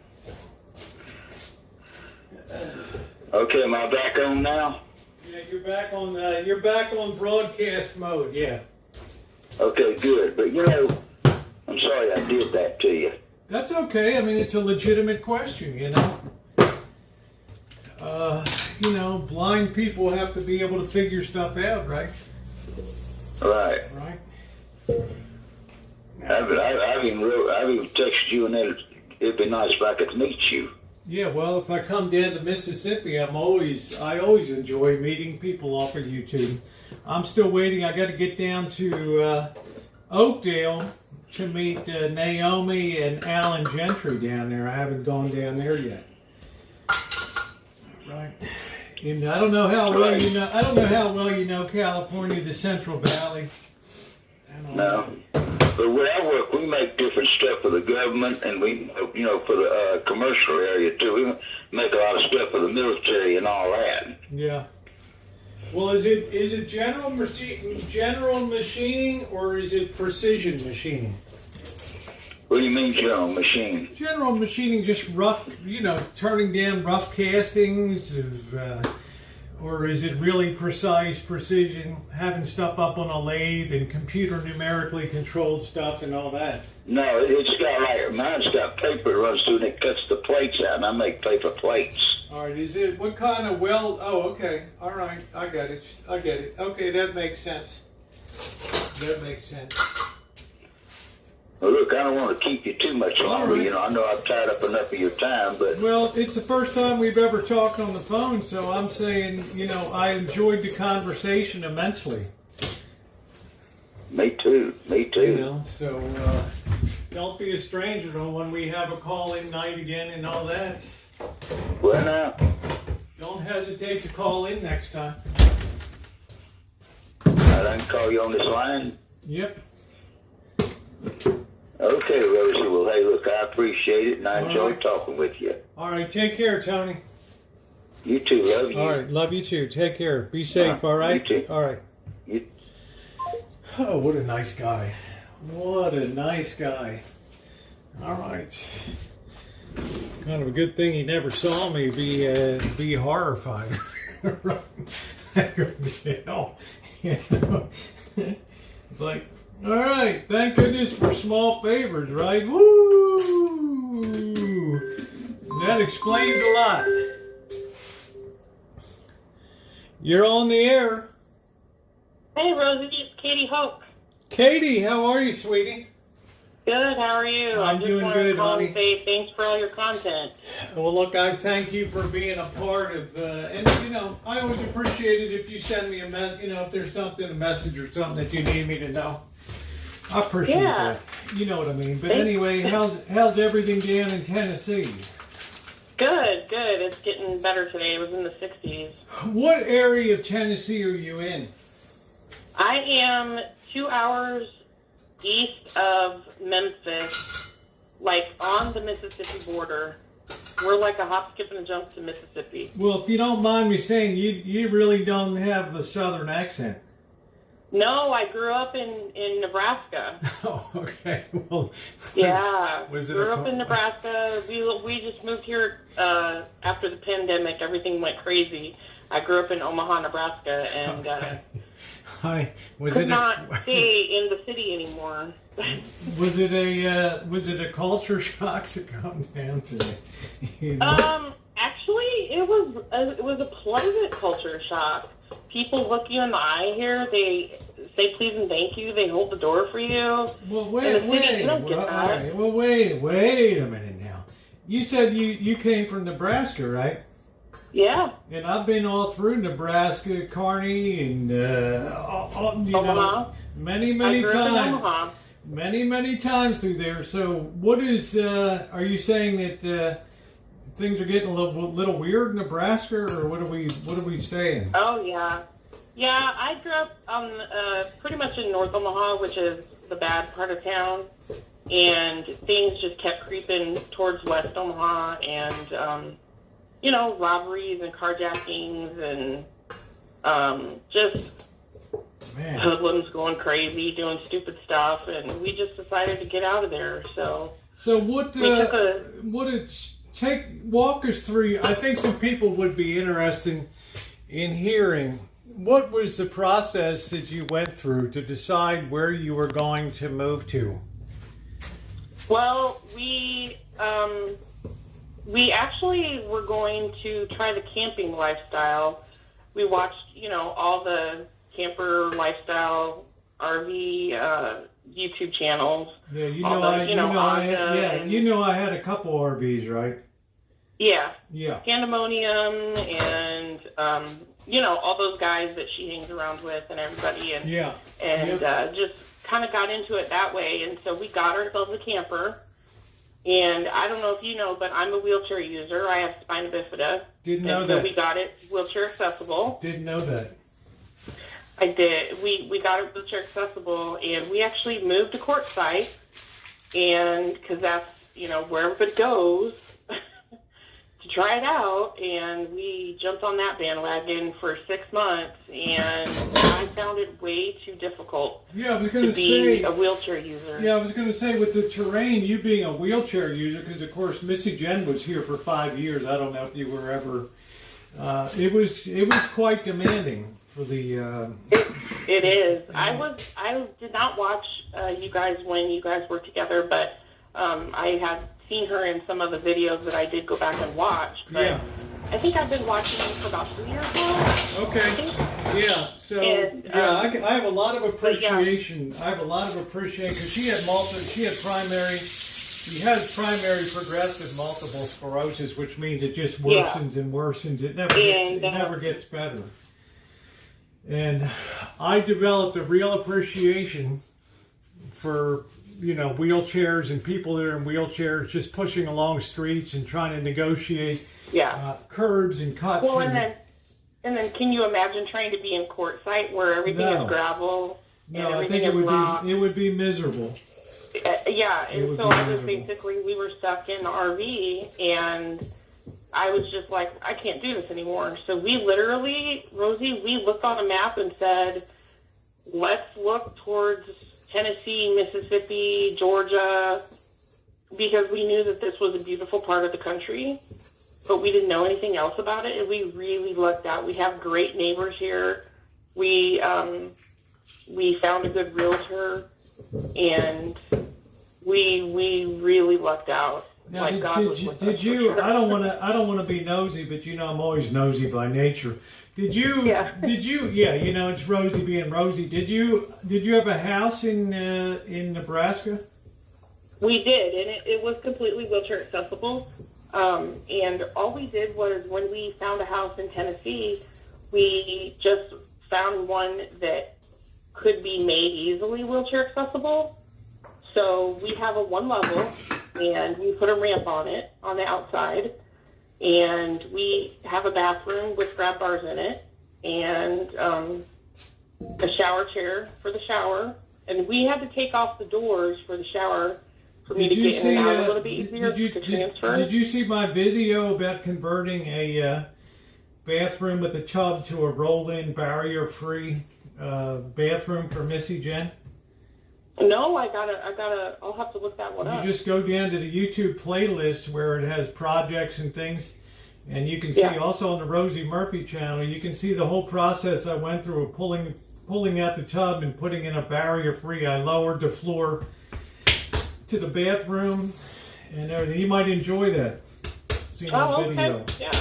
You know, converting the bathroom to a barrier-free, because I knew there would come a time when she wouldn't be able to walk and she would have to be in a wheelchair to push through there. So my brother has MS to where it comes and goes. Yeah, that's called. So he's kind of getting towards the same situation to where when he's down, he's like in a wheelchair down. Okay. She would be able to go for about 5 or 10 minutes and then just run out of gas all of a sudden. So wherever she was would just be dropped. That would be it, you know. Oh wow. Yeah. Yeah, she never complained about anything. You know, she's a good kid. You know, you get what you get in life. Some of us have secret handicaps that aren't visible, and right? Everybody has their thing to deal with, right? So. Yeah, exactly. All right, well, let's back up a little bit, because, like I said, I'm known to be a little bit nosy. Now, when you told people you're leaving Nebraska, were they surprised, or did they say it makes sense, it's time to go? Like I got out of Baltimore back in the day. No, everybody was like, "What? What are you doing? And you're gonna go be in a camper? Are you crazy?" Everybody thought I was crazy. So you got a decent price for your place there? Yes. Did Warren Buffett buy it? No. I was just we curious. made out great on the house. We were able to pay off some stuff, and I was just curious. Warren Buffett bought my house. What a good YouTube video that would be, you know. I know, right? But when I went to around town there. When I went to Omaha, I have a friend of mine on YouTube that lives over in Council Bluffs, right across the river there. Yeah. And I really enjoyed, although the weather wasn't real good, I enjoyed Omaha down there. I really enjoyed the town a lot, what I saw of it. And I never knew, like, I knew that it's like any city. I don't know how many people live in Omaha. But I knew that it wasn't all picture perfect and everything. But I did. Yeah. You're the first person I ever knew that left the Great Plains and then went on to Tennessee. But if you have a good RV and you're comfortable, it's not a bad life, you know? Right. That's the key. Now, the weather's good, right? Better. Oh, yeah. Yeah. When we got, I think I mentioned in the chat that we had got snow, and they never get snow here. Like a couple weeks ago, we had got a couple inches of snow. They never get snow here, but they got a couple inches of snow, and oh my God, everything shut down. It was like crazy. I'm like, you people are nuts. Just drive. Just go. Hey, we're all Southerners, you know. I know. Nobody knows how to drive in the snow here. We do the best we can, Katie. Trust and believe. Right. Yeah. We don't have that Midwestern skill set that you all have. And how about the food? No, how about the food scene in down there? Oh, everything is great. Everything is, barbecue or kicked up a little bit, spicy a little bit. My husband and I don't really like spicy stuff, so we have to ask, like they'll set down cornbread at your table before you eat, and it'll have cornbread, it'll have jalapenos in it, and we don't do jalapenos, and one time we started nibbling on them, and oh my gosh, it was terrible. Yeah, that had to be an eye-opener, right? Yes, it was. It was like one of the first times that we had went to a restaurant here when we got here, and I was like, oh my gosh. And then the other thing, Rosie, that was really weird was everybody is darling, honey. Yeah, that's like it's like Baltimore. Everybody's a hun. How you doing, hun? You know? And Yes. Yeah. And the first time that somebody called my husband darling and put her hand on his shoulder, I was like taken back. I was not ready to fight. I was like, get off my husband. Well, let me back up a minute and ask you about, because Midwesterners have this reputation of not really liking spicy foods and stuff. But was it like a beef-based diet in Omaha and stuff, or what would you say was the big? Like if I'm going to Omaha again and I say, Katie, give me a representative food of Omaha, would we end up going to like Jimmy's Steakhouse or something? Yeah, you got to have Omaha steaks. Yeah, I went to Jimmy's before. Yeah. And, I had a problem. You got to have Omaha steaks. I had a problem with Jimmy's, and you know what the problem was? What? Now, Jimmy's is like 1922. It's like one of the oldest steakhouses in America or something like that. My problem with Jimmy's was the steak was outstanding, but the sides were some of the worst sides. They put all the emphasis on the steak. And the baked potato was terrible, and the sides and stuff. The sides were crap. Yeah, which really surprised me for Jimmy's. Yeah. But that's what really surprised me. But I guess if you're going to be there, people go for the steak anyway, and it has a good reputation to it. So. Yeah. But you can go back and see my review. You can see my videos from Omaha on there when I went through. You just put it in the search box and it'll come up. There's a whole treasure trove of projects that were done here and stuff. So Missy Jen's life would be easier here on the rancho and all that, being in a wheelchair. So the funniest thing, we went up to Virginia City, which is like 8,000 foot altitude or something in Nevada. Really high, really cool town, like from Bonanza days and all that kind of stuff. And I was trying to push Missy Jen in a wheelchair. I thought they'd have to call 911. The lack of oxygen almost killed me. Yeah, she wasn't. My she's husband not. gets She like ain't. that sometimes, but he's so patient and helpful, and he just doesn't even it doesn't even skip a beat when I need assistance or whatever, There was a couple times I didn't think I'd make it, because Missy, she ain't a small gal, and I was like struggling to get her up a few of the hills, like when we went to San Diego to the zoo and stuff, and there's some places that after seeing the panda bear exhibit or something where you push uphill, and I was always in good shape when she was here pushing around. But it made me appreciate, like, we'd go to L.A. and at that time it was so dangerous because in L.A. they would have power poles right in the middle of the sidewalk, right? And you had to either you couldn't go on the curbside. You had to actually go into the street to get around these things, and I could not believe it. And San Diego, for such a progressive and modern town, it was absolutely terrible getting around in Isn't that amazing? Sometimes you find that.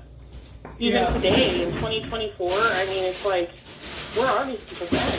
Yeah, exactly. But this city here has done a great job of making sure that they have taken all the curbs and done the cut so that people can get around better here. Because able people just don't appreciate what differently abled people have to go through, right? In the course of travels and all that. Yeah. But yeah, she wasn't super. She was up at 5 feet 10, maybe 180, 190 something. So it was for somebody's 5'6" like I am to push around. It was a job, right? Are you only 5'6"? 5'6", 5'7" on a good day. Okay, you look taller on YouTube. That's because I have disproportionately long legs, so it makes me look. Yeah. Okay. All right. So tell me what you miss about Nebraska. I miss the Husker games. That's about it. Even with Coach Frost and that terrible fiasco. Yeah, we were all really hoping that he was going to work out, but it turns out he had issues. They're saying that he had like alcohol issues, and it's just. I think it goes with the territory because the pressure's so great in competitive sports and stuff that if you're not a winner, you can have some really long days. You know what I mean? Yeah. Yeah. I guess after that terrible Vanderbilt game in Ireland or whatever that they lost, and we'll see how this year goes. Yeah, I'm excited, but the Husker games are so fun to go to. That's why I'll miss them. But we got TV.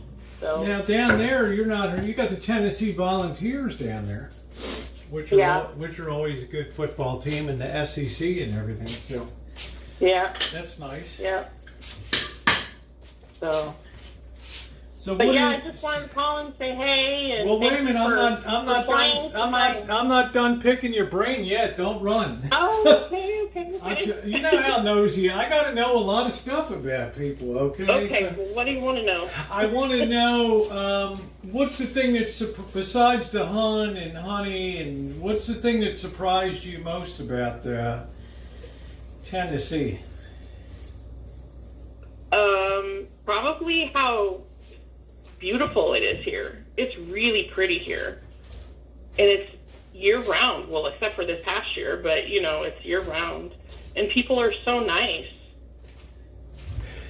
I think, well, in my opinion, being a person from the South anyway, I think Southerners are always kind of predisposed to be nice. Midwesterners have this kind of, people think they're kind of standoffish and, but well, in the city, nobody holds the door for you. Nobody, looks you in your face. Nobody says, "Hey, how are you doing?" and means it. It's just kind of a passing by thing. And here, people, when they say, "How are you?" they really want to know, "How are you?" Katie, things like that. And that's really surprising to me. What do you think creates that in like Nebraska? You think it's just hard working farm agricultural, like no time for pleasantries or whatever? I don't know. It's got to be people are too busy. People just, the busyness, the hustle and bustle of the city. I know, but it ain't New York, No, it's not. So but it kind of surprises me a little bit in that. I don't know. In that regard, what's the best thing you ate in Tennessee? The shrimp. They get their shrimp from the Gulf. Is it reasonable priced? It is at the restaurant there. Yeah, I forget what did we pay. There's one restaurant we go to and it comes there just straight from the Gulf, and it's really good. And they're like 2-bite shrimps. They're just not 1-bite shrimps, which I've never had a huge piece of shrimp like that before until we got here. Yeah, well, you see that crap I buy every week at the grocery outlet from Vietnam and India and other assorted third world countries and stuff. Yeah. So, right. That's what makes the channel so entertaining. You never know what you're going to see in there. But I don't think I really can honestly say, Katie, I don't think I've had a Gulf shrimp in my life. I think everything has always been.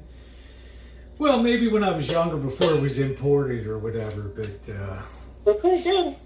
Yeah, I bet that they are. They are pretty good. So, do people like things spicy there in barbecue? You got a lot of rubs in Memphis around that area, right? Memphis rubs for barbecue. Yeah. Yep. So you don't. See I'm a person. I like the St. Louis style barbecue better than the dry rubs. Yeah, that's like a Kansas City style, right? Kansas City style. Sauce barbecue and all that. That's my favorite too. Like Carolina is the vinegar based, which I don't really care for. And Memphis, I gotta have extra barbecue sauce to dip in too. Yeah, Memphis is known for the rub, the Memphis rub. So, have you gone any place else? Have you gone over to Nashville or anything since you've been down there? We were in the hospital in Nashville at Vanderbilt. Okay. For a couple months. I was having some issues, and I'm just getting towards the end of those issues.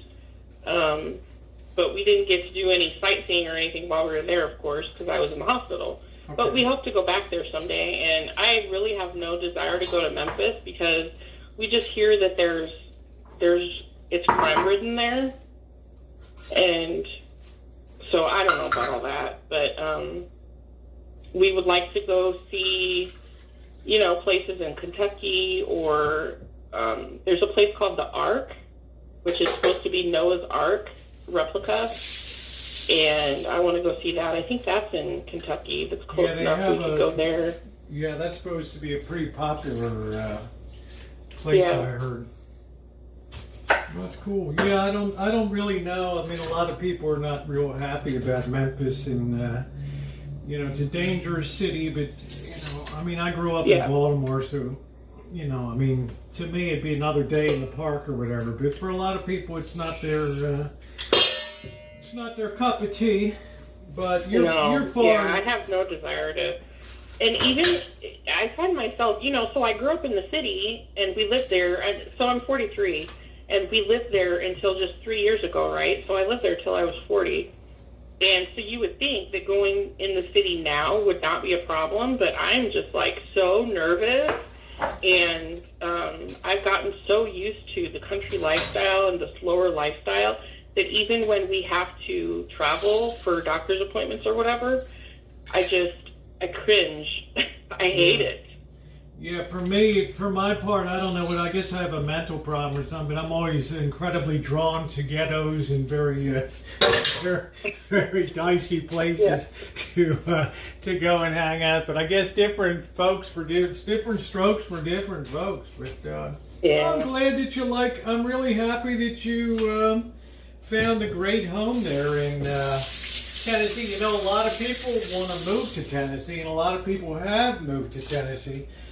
And I wonder when we did move here, my realtor was telling us that there's like a mass entrance into whatever the opposite of Exodus is. Yeah, whatever the influx into Tennessee from all over the country. Yeah, there's a huge influx of people that want to go to Tennessee, and I hope Katie, that doesn't change.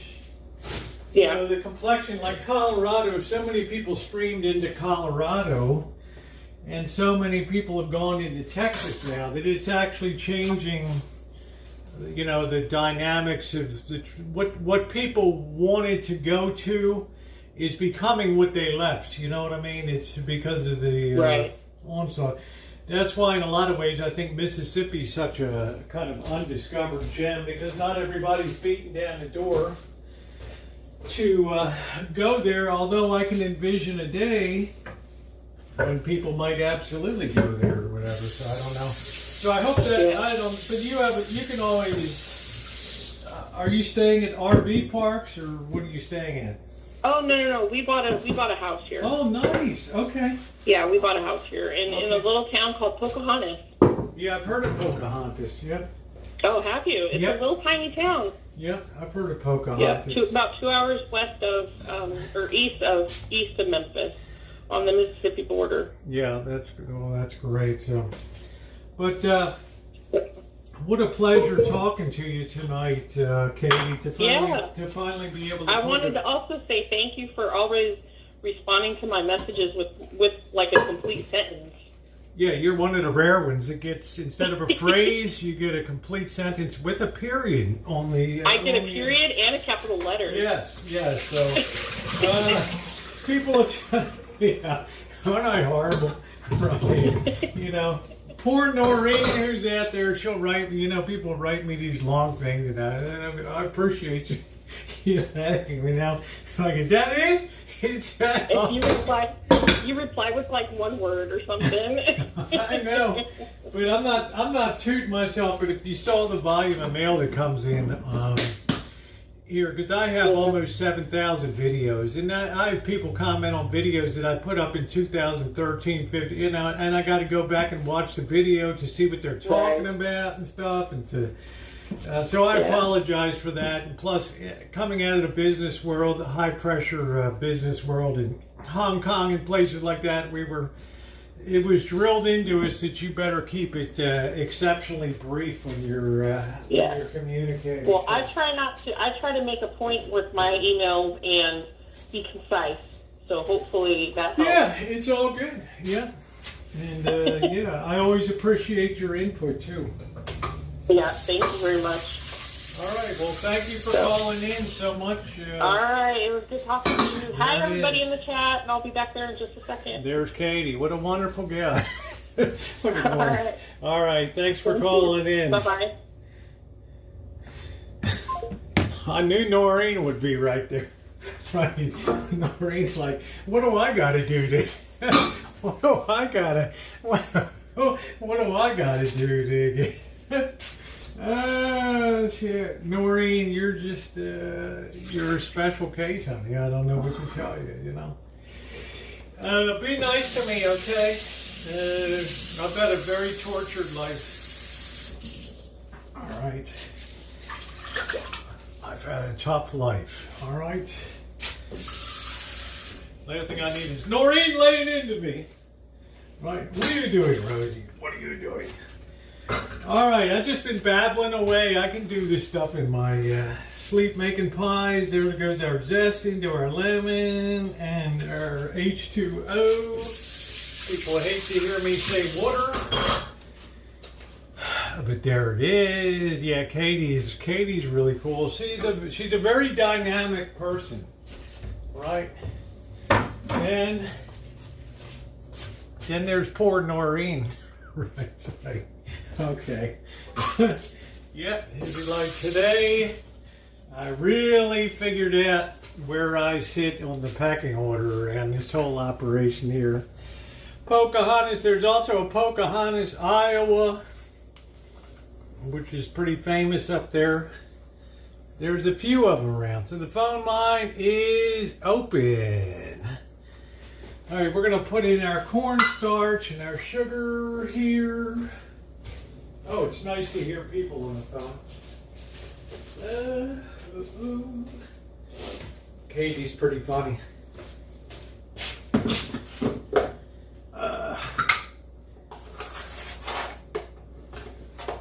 Nice as Tony Perrette too. That was nice. All right, I go a little bit lighter into sugar because I like it to be a little on the sour side. So I do about 3/4 of a cup compared to a full cup on here. Now we're going to start up the oven.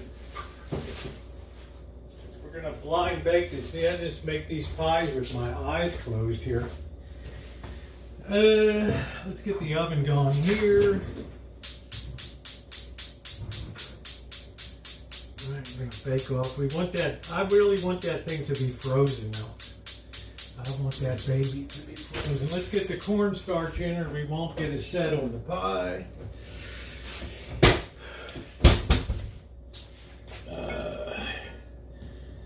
I don't know, GTB. I've always been a very high energy person. I don't know. I guess it's growing. My father hated to see people just sitting around, you know. So that might explain something. You could always find something for you to do. All right.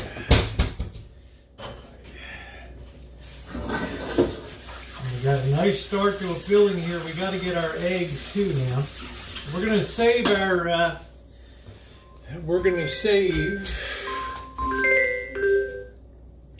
Hi. Hello, Rosie. Hey, it's Alan. How you doing, Alan?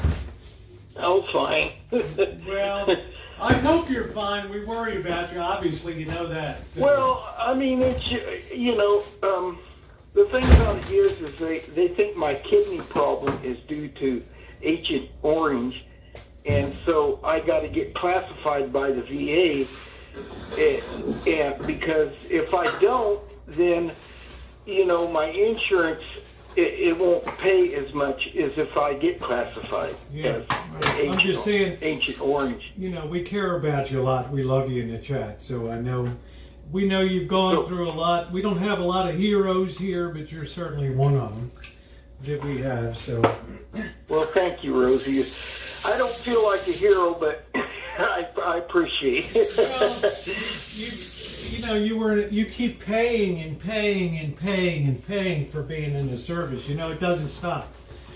You know. Oh, yeah. Well, I mean, back then it was like you know, I don't know. It was way different. Nowadays, that I don't think that would fly. But back then, they didn't care. You know? Well, it was way different. I was talking to somebody that just got out of the service. It was in the Army, and drill instructors can't even yell at you anymore. I was just amazed. I think they have to wipe your behind now after you use the latrine.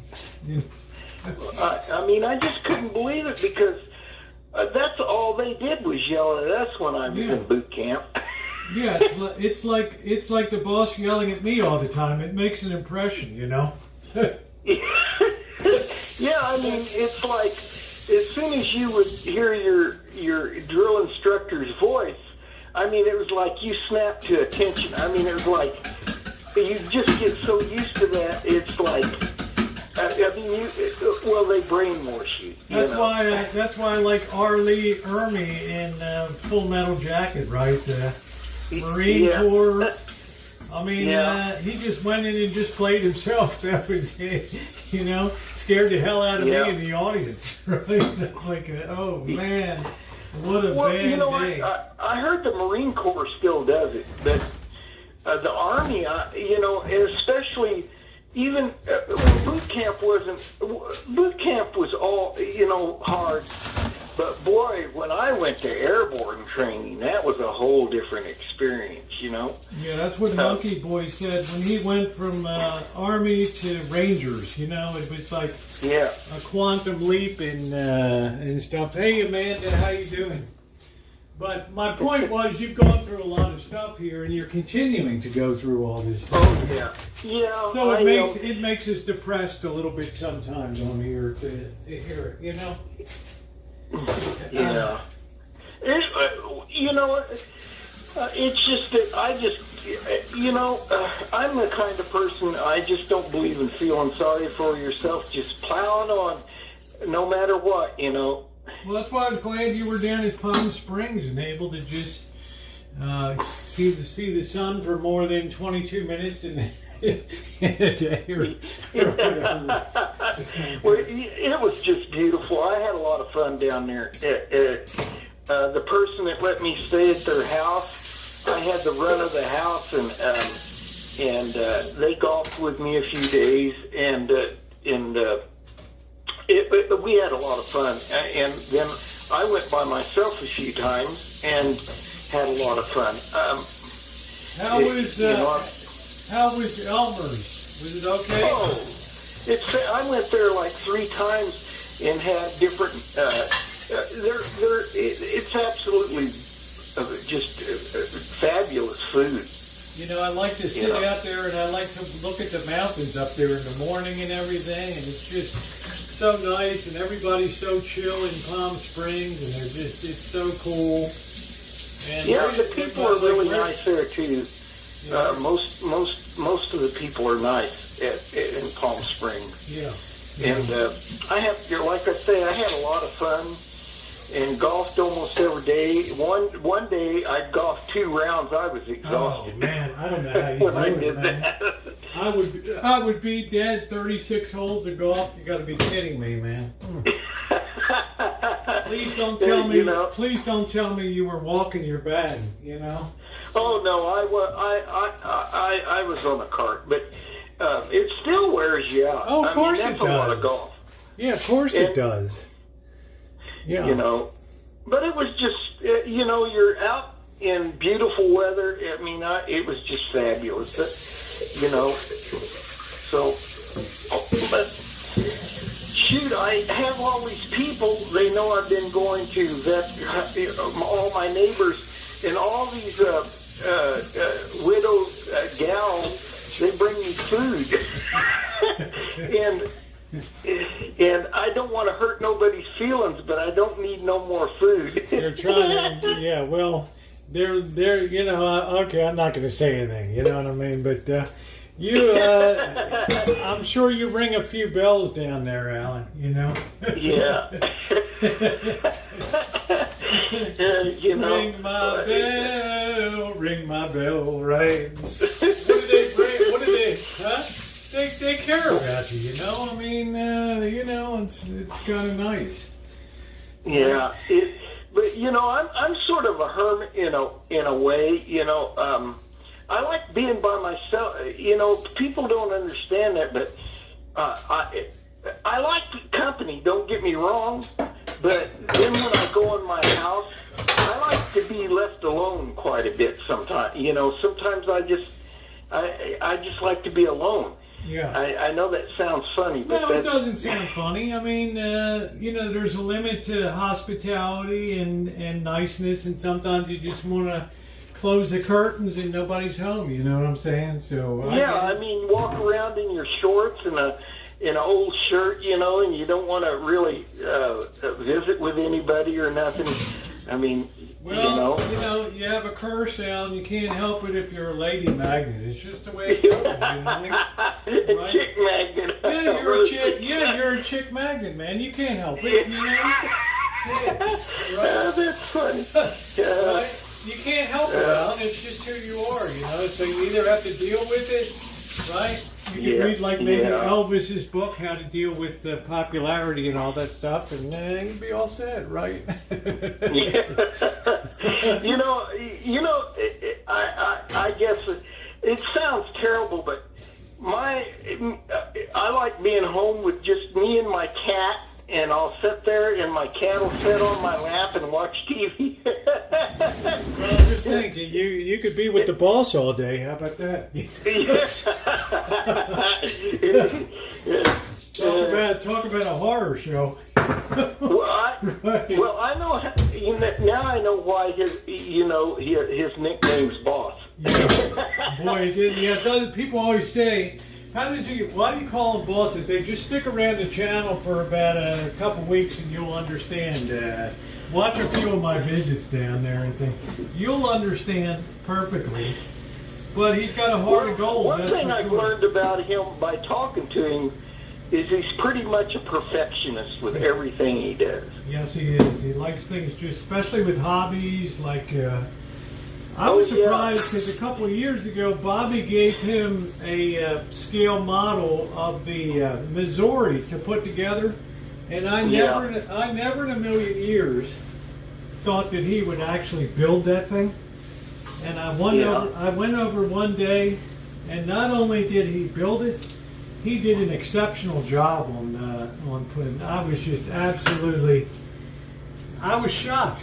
You know, that he would have the patience. I thought he would smash the thing in two and throw it at the he's just a perfectionist. I mean, his fish tanks, you know, he's perfectionist. I mean, it's anything what I get, you know, I don't know him just by talking to him over the phone, but everything he does is perfection. You know, if he's going to do it, he's going to do it right. I think the reason is because being trained as an electrician, there's no margin for error in that kind of work. Right. And it makes you as kind of a certain kind of person when it comes to, you know, making sure that things are just absolutely as they should be, you know, because lives depend on it and all that. So I think that's a good measure of it right there. Oh, yeah, yeah. Well, on the flip side, though, he does have a big heart. You can see it in there. Oh, heck yeah. In you know, February of 2014, somebody comes drunk down the street here and runs takes the corner of the house out here. Okay? Yeah. Within an hour and a half, he's already up here, taking me out to drink to cheer me up a little bit with Janet and all that. I mean, that's the kind of person he is. My RV, my camper van, got stuck out in the mud about 6 or 7 years ago. He drives up here with his truck and he didn't give up on getting that thing out. Finally, I said, boss, just give it up. It's a lost cause. We're caught until spring. He's like, I didn't come all the way up here not to get this thing out of the mud. And I thought he was going to tear his truck apart, but damn, he got it out of the, I mean, Wow. you know, we bought the house. He came up here to look over the electric. I mean, yeah, the heart of gold. Now, that's what the amazing thing about him is. Even if he's madder than hell at you, 5 minutes later, he's like, well, let's get some lunch, you know. Yeah,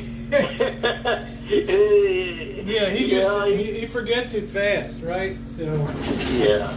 Well, that's really good, though. I mean, there's nothing wrong with being a perfectionist. I mean, you know, there's nothing wrong with it at all. No, I just think it's just the way his nature is, you know. I mean, he likes things just so. That's why, you know, in a good measure, Janet's that same way too. And they like things just so at the house and everything, and I applaud that, you know. Yeah, that's just his type of personality. That's just the way he is. Yeah, but people get a charge out of it. I mean, I've known him since 2008, and I know him no better today than the first day I met him. He's as much an enigma today as he was the first day that I met him. I've never figured that's him out. Crust. I've never. I say not crust, but pie? Yeah. Huh? What, the pie?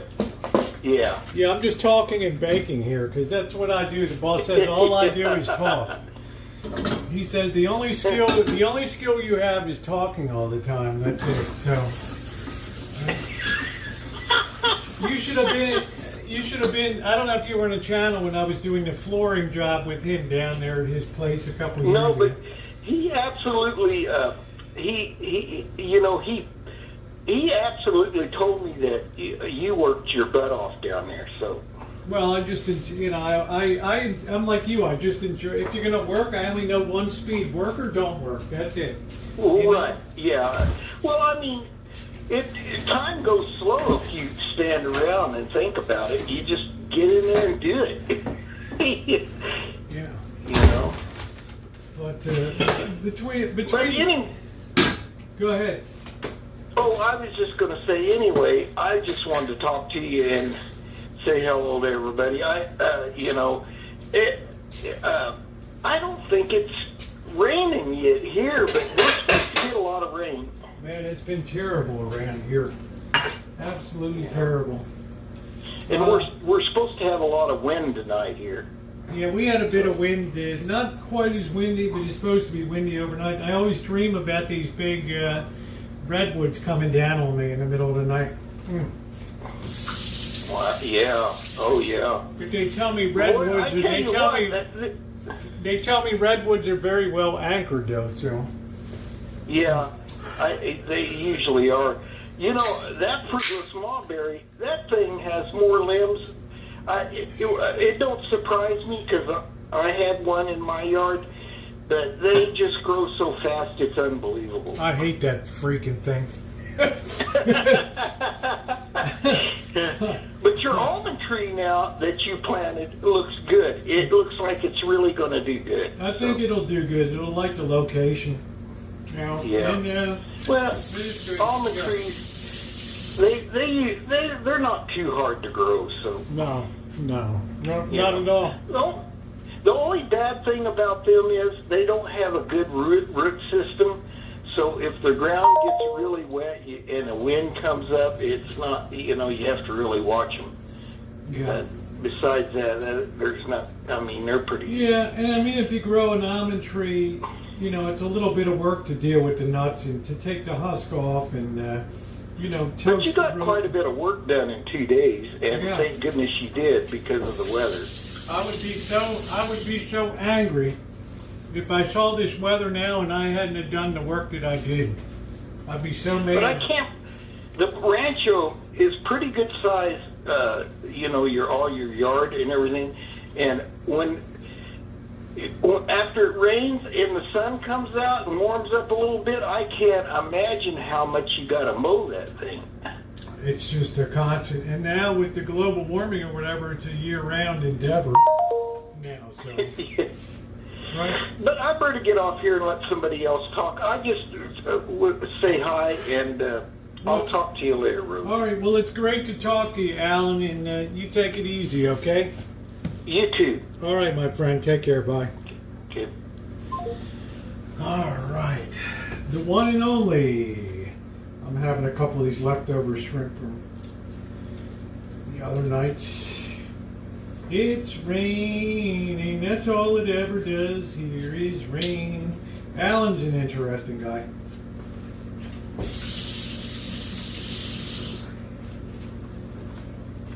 I wouldn't have ever been able to make moonshine if it wasn't for the boss. Him yelling at me. I didn't drive an hour to boil water up here. Figured it out.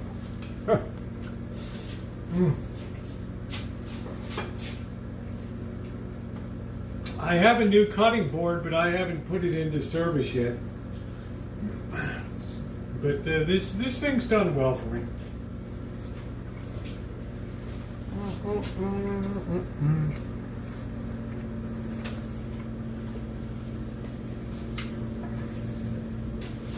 No time for. Well, we got the crust in. The blind bake is on. So we have our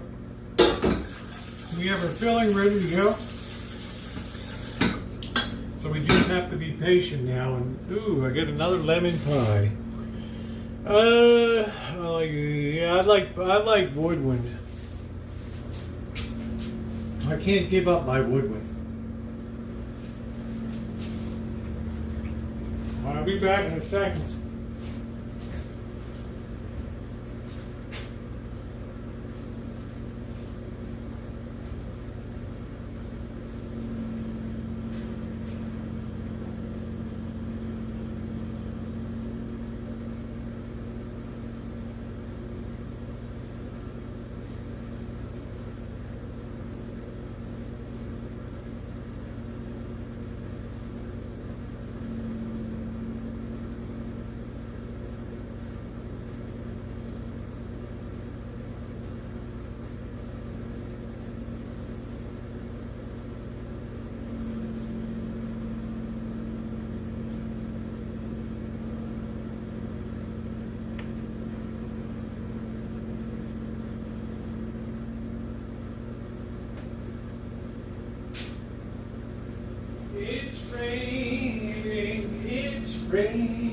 It's raining, that's all it knows how to do. Don't water your... I water it all the time. I've watered it for 10 years. Right, it's doing fine.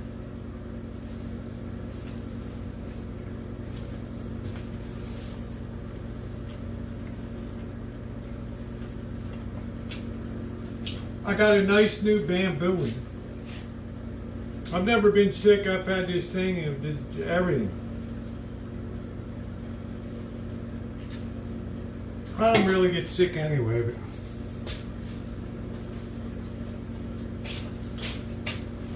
isn't that weird? I've never missed a day of school or a day of work from sickness.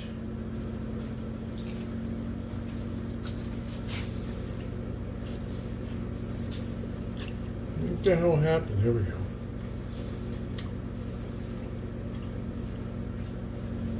Hey, let me tell you. Does that baby look warped? Good cutting boards don't work. That's all hard rock maple right there.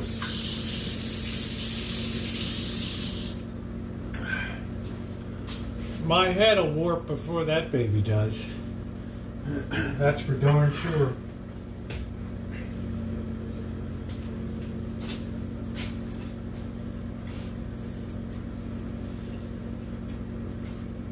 I'm like all cleaned up. Oh, a big bowl of pho. Oh, good. Was it chicken or beef?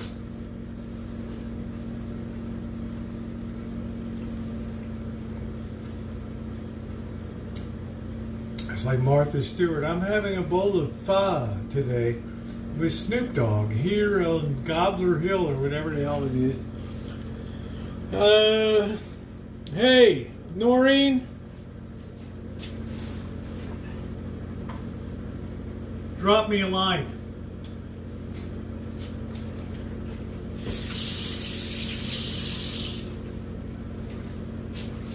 Oh, brisket, good.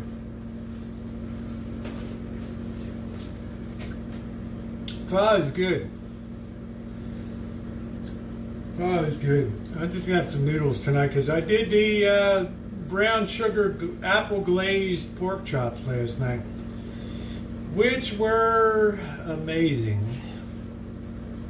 Will you answer? It's like the lottery, right? We can't be sure that we'll get to you, but you'll be in that, right? I get these people write these complicated electronics questions, you know? Oh, Snoop Dogg, that's cool.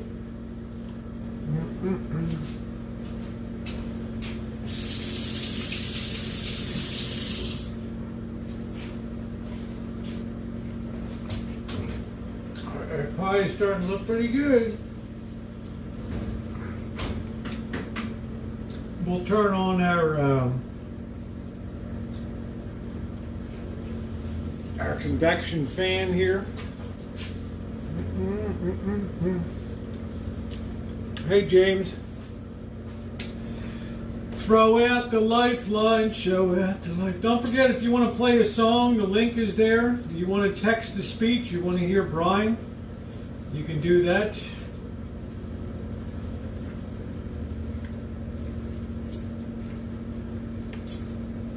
I haven't done that in a long time.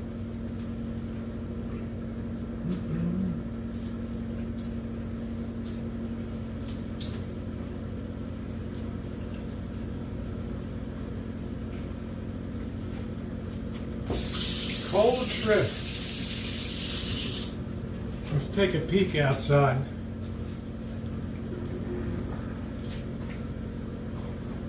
Let's see what the weather's doing.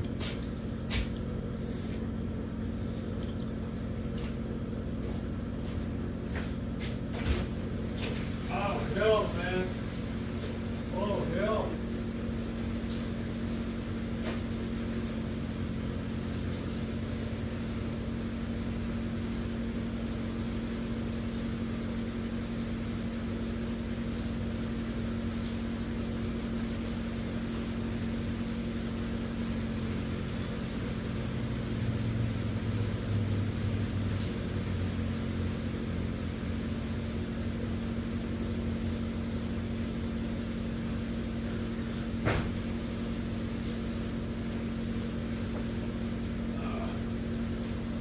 Tell you one thing, Kitchen Stadium is standing tall, baby.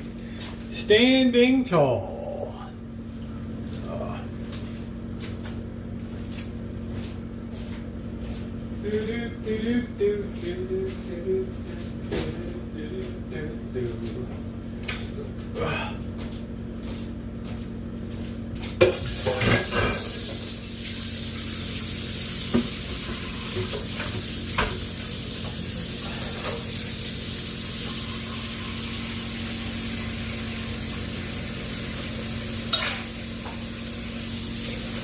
I love these Rubbermaid Brilliants. Things are so good.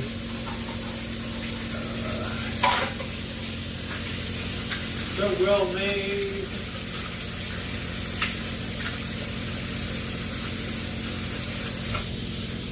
They're not cheap, but they're good.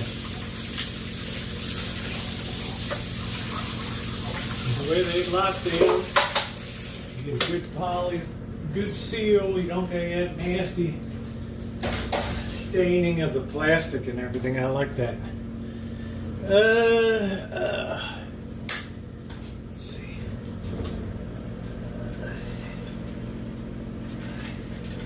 That's looking pretty good. About a couple more minutes, we're going to pull that out, pull the pie weights, and keep rolling along.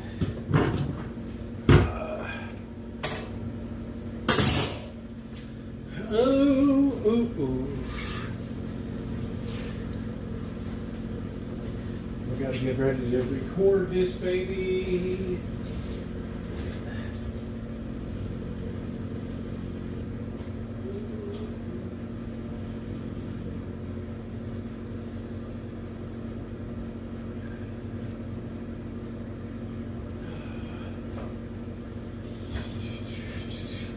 I gotta get my other stand.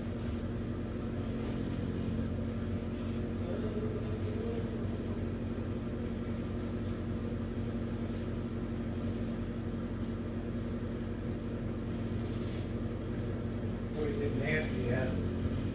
But we'll be outside in a bit. We'll be braving the elements tonight.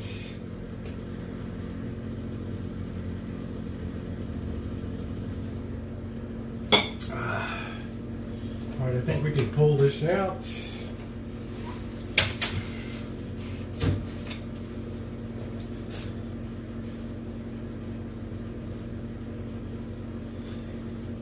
see if we can broaden that view any.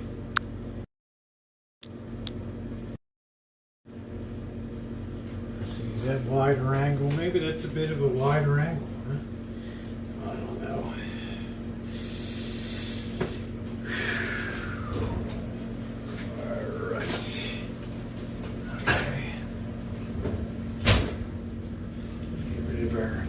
Pie weights here. This is always very exciting. We don't want to get burned with this ceramic.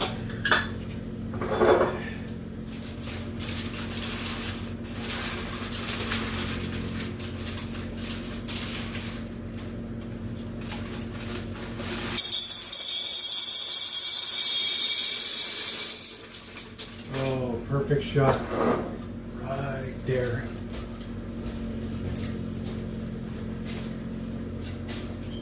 Always tell that experience. Now we're going to dock the bottom of this. Ooh, ooh, ooh. Push that up a little bit. And back in she goes.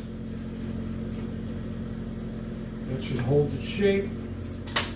Pretty good. Extra oomph.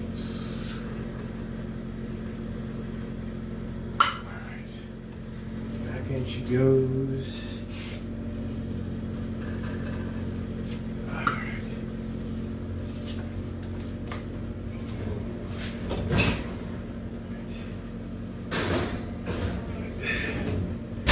We should be about ready to fill that baby up. Woo! Good night, Alan. Thanks for coming in. Copper bowl. No, I don't. I use cream of tartar. Oh.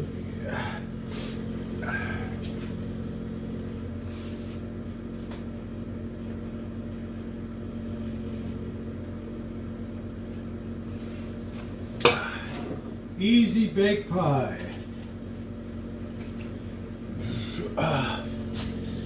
KitchenAid mixer and cream and tartar. That's what I use. I have a hand mixer too.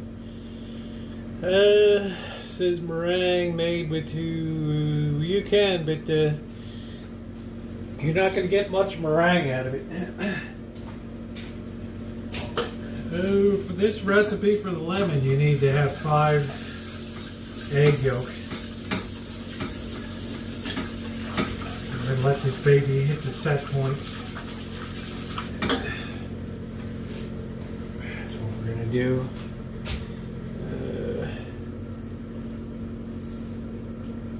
Yeah, I have a just a hand KitchenAid mixer, which is good. It's not as good as the, but I don't have to schlep around the big one over here.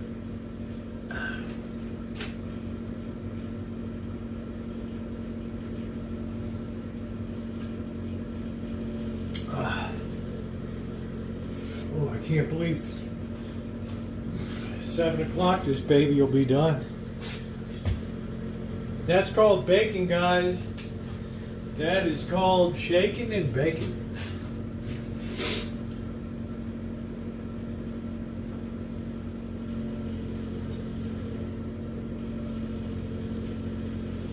nice open face pie. Zabayon. Yeah, I've heard of Zabayon. I just can't remember what it is. I have heard of Zabayon. I just can't remember what it is, Cindy. Where have I heard that before?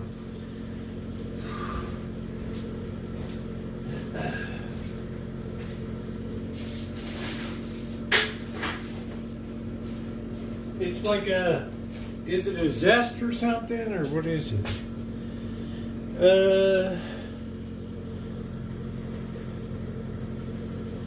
I know that Cindy made the lemon vercelli custard I made with egg yolks. Cindy made the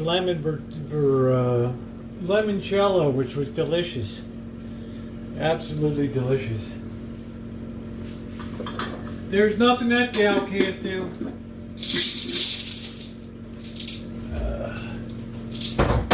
I might best her in the pie department, I don't know, but she give me a run for my money. Chocolate pie. Oh, that's looking good. That's a beautiful one.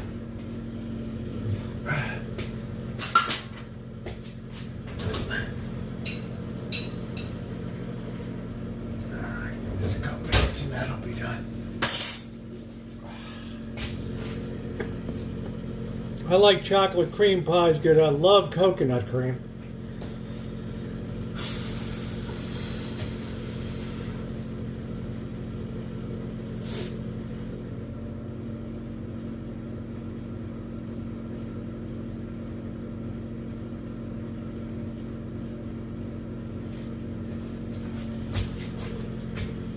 Zabayon, yeah, I remember Zabayon. I remember I heard that. I just couldn't remember what it was.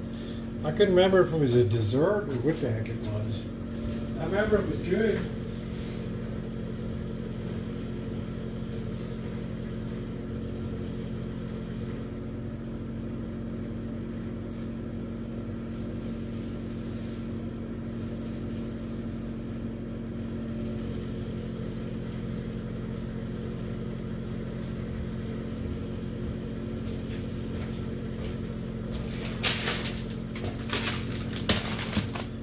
Yeah, coconut is wonderful. Oh, I love coconut.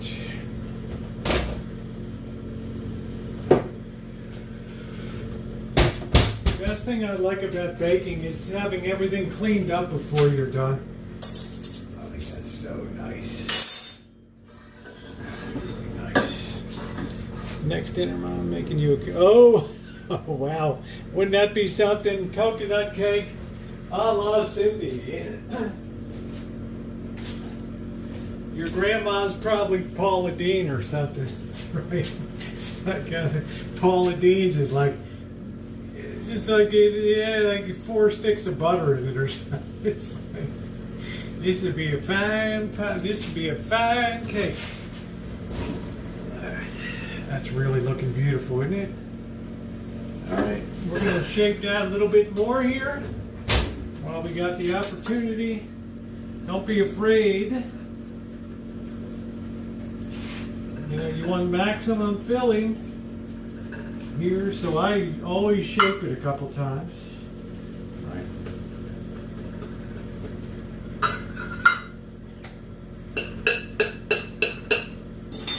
And back in she goes for just a couple more minutes. It's raining.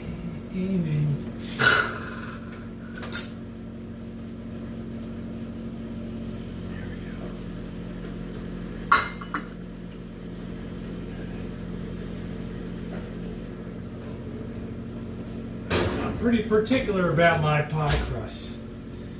One might say rather fastidious. Thank you, Kale. I do pretty. Yeah, I have to say I do a pretty good pie. Wrong side of the family. Yeah, coconut cream pie, Renee. I've got a few on it. Yeah, I think I will. I think I will, honey. I think that'll be the next one that's made. The coconut cream. It's an easy pie. Same thing here. Thank you, June. June, you could put your message on the Text to speech. Thank you, sweetie. I'm not sure if this might come up. June Guadalupe tipped $9.99 through Super Chat. Thank you, June, my beautiful sister. Thank you, honey. I love that girl. She gives me cool stuff. Here's a look out the window, right? Here's the emergency. Yeah, that's good. Yeah, thank you. Yeah, the crust is good. It's got to be made the right way.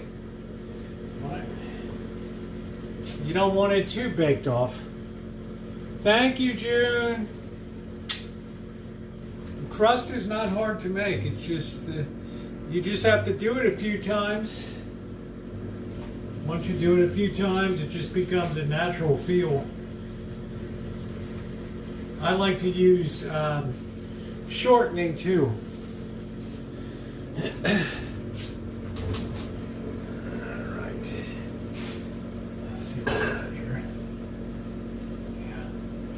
Call that a light and airy. I think I want a little bit more of a. I just want a little bit more. A little bit of brown in there. Be good. I don't like a real crusty crust. Thank you, June. Okay.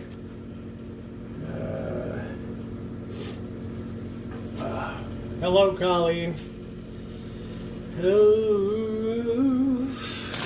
We'll do a What's Baking in Kitchen Stadium tonight. Woo! Crisco's good. Crisco, the butter industry was so strong, the dairy industry.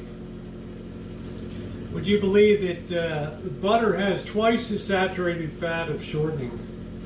But the PR department at the dairy, the American Dairy Council did such a good job, they basically killed the shortening business.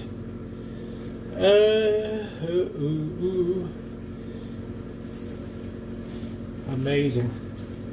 They killed it. Shortening just performs better. You don't have to worry about it. The fats melt and all that kind of stuff.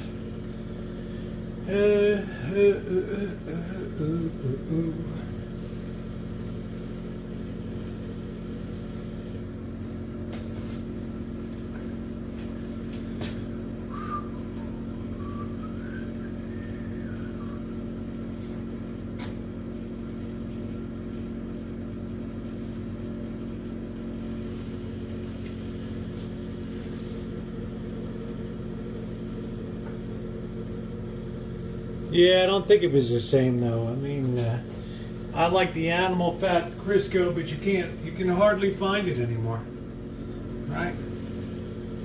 That's why I'm so tempted when I go shopping at Friday night to get the. I see the Farmer John lard there, and I just think, do I want to deal with the lard? Yeah, the phone number will come up.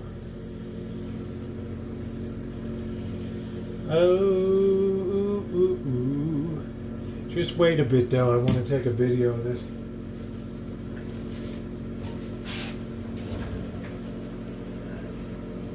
Okay. Alright. I think that's all I'm going to do on that. Let's turn that off. Oh, get this thing over here. There we go. That is beautiful. I'm going to take my cup one more time and set the edges. It also raises the edges up a little bit. Gives it a very nice shape. Bottom is all done.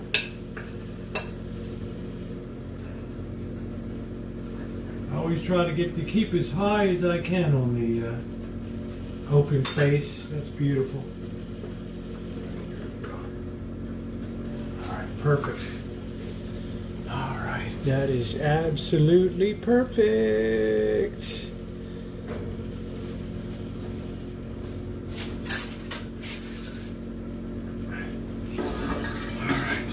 put the fire in the hole and we're going to make the filling. Let's make sure we got everything we need. We need a little butter for smoothing.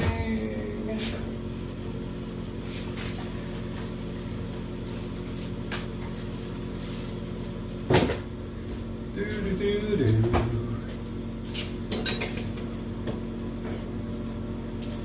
1 tablespoon of butter on the side. Ready to go.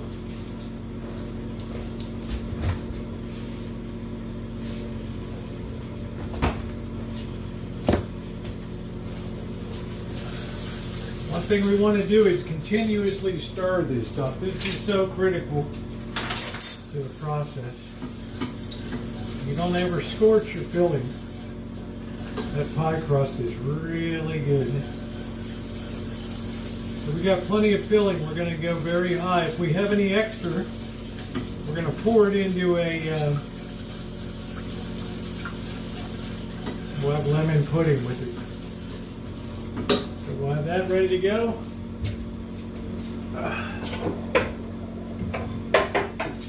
A little bit of a heat safe folder.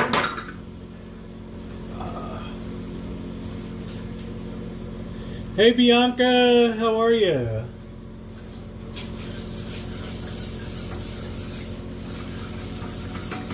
I was thinking about you today. I was wondering if Trader Joe's carried aspic, A-S-P-I-C, chicken aspic. It's like gelled chicken fat or something. I need some of that for my Chinese cooking coming up.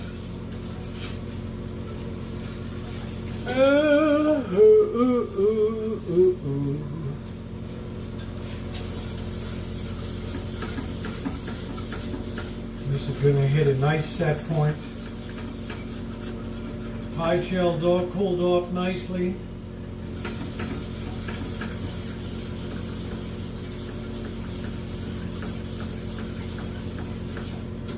Guess we should take advantage of the heat there. Continuously stirring. Ooh, yeah, Oliver's, I mean. Ooh, thank you.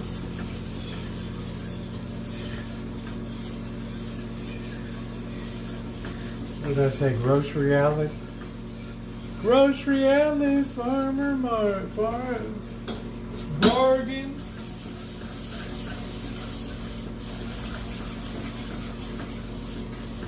Man, to hug and kiss, you ought to be ashamed of yourself.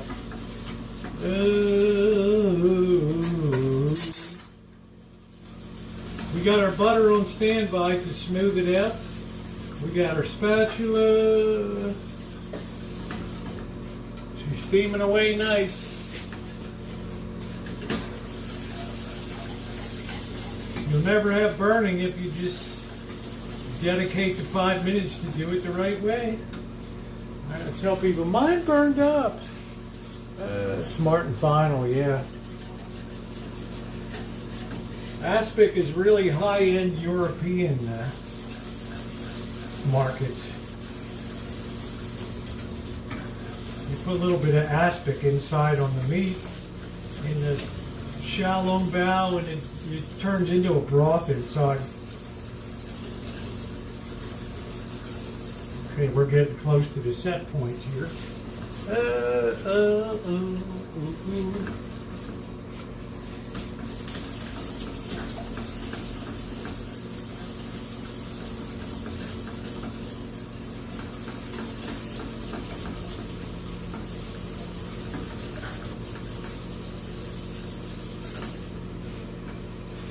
Some people like a hard set. You use a full 1/4 cup of cornstarch. I like a little bit of a softer set. Okay, it's starting to thicken. We're getting close.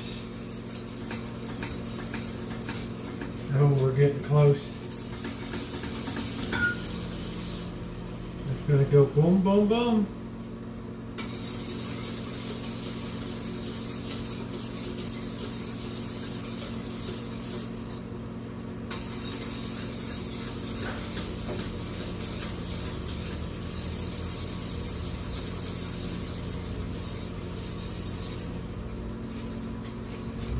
big bubbles to come up.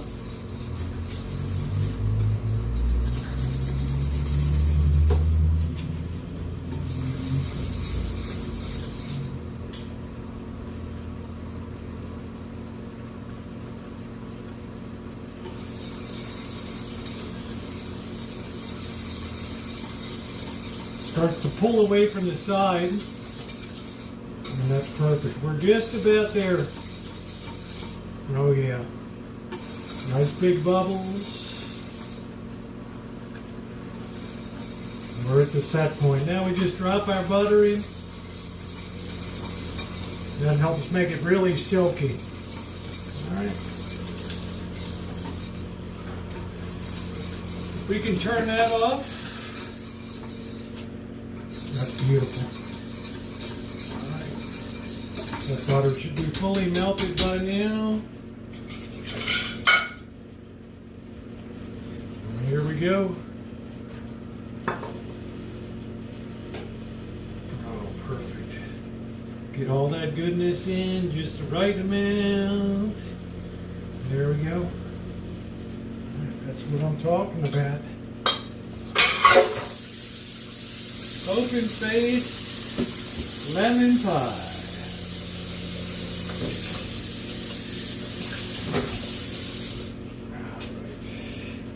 Let's put that up there. Do a little video. Use real butter, yep.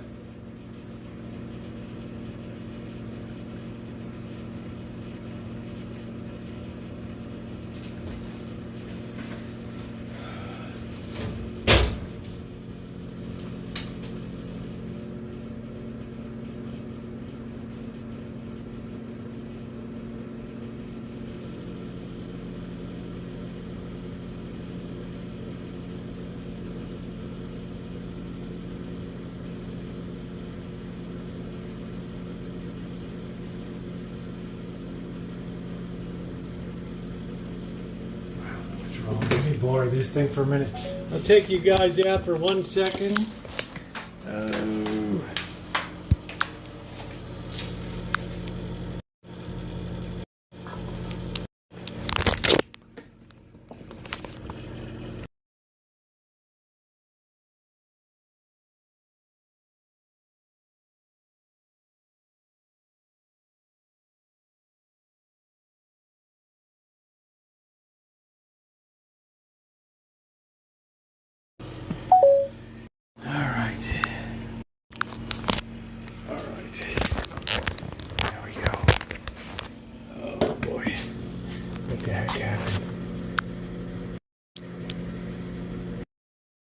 There we go. Flip that baby around. Oh boy. All right. That's as good as it gets right there. There it is.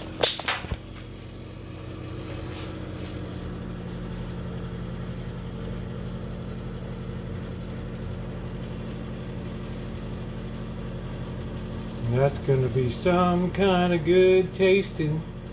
And that baby can set up all night long. Hello, Shae.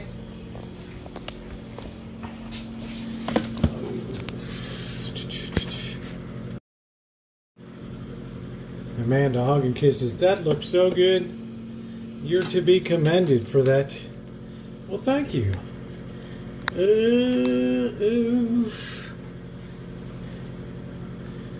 Turned out good.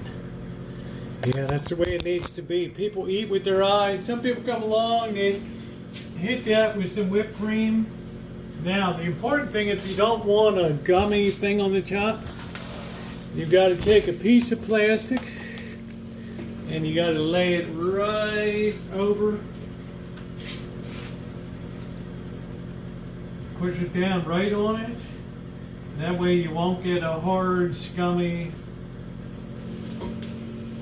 dealio on it. It'll be perfect. Alright, you'll get a nice soft fill. People won't be getting a blubbery top on it, okay? That is perfection. Let that set up right there. Alright, I would say we accomplished our mission tonight.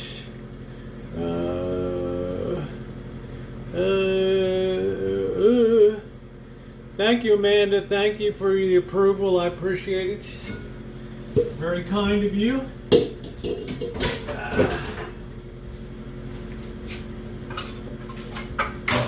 Standing on the corner, watching all the girls go by.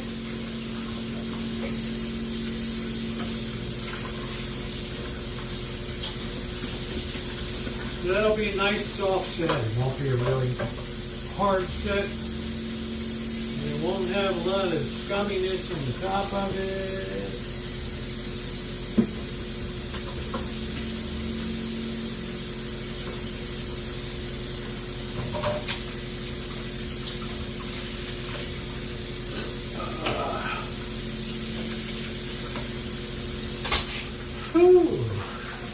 What a job. That was pretty fast, wasn't it, to turn out a pie? That was pretty doggone fast.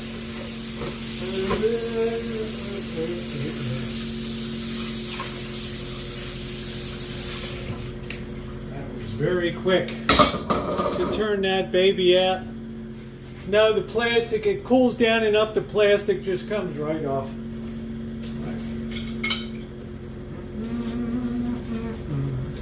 Because if you let it cool like that, it's going to have a rubbery film on top,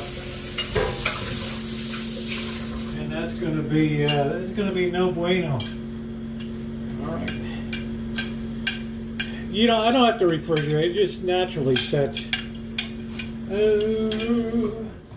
And it's not a high-calorie pie.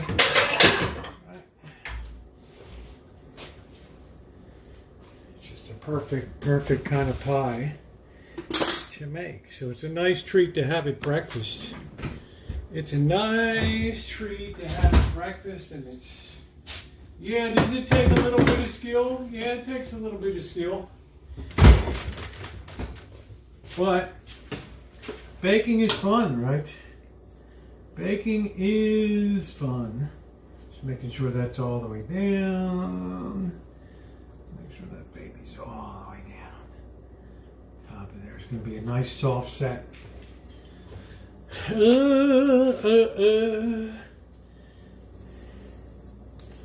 Let's pull this out of here and put it on the butter dish. Oh, it's really good.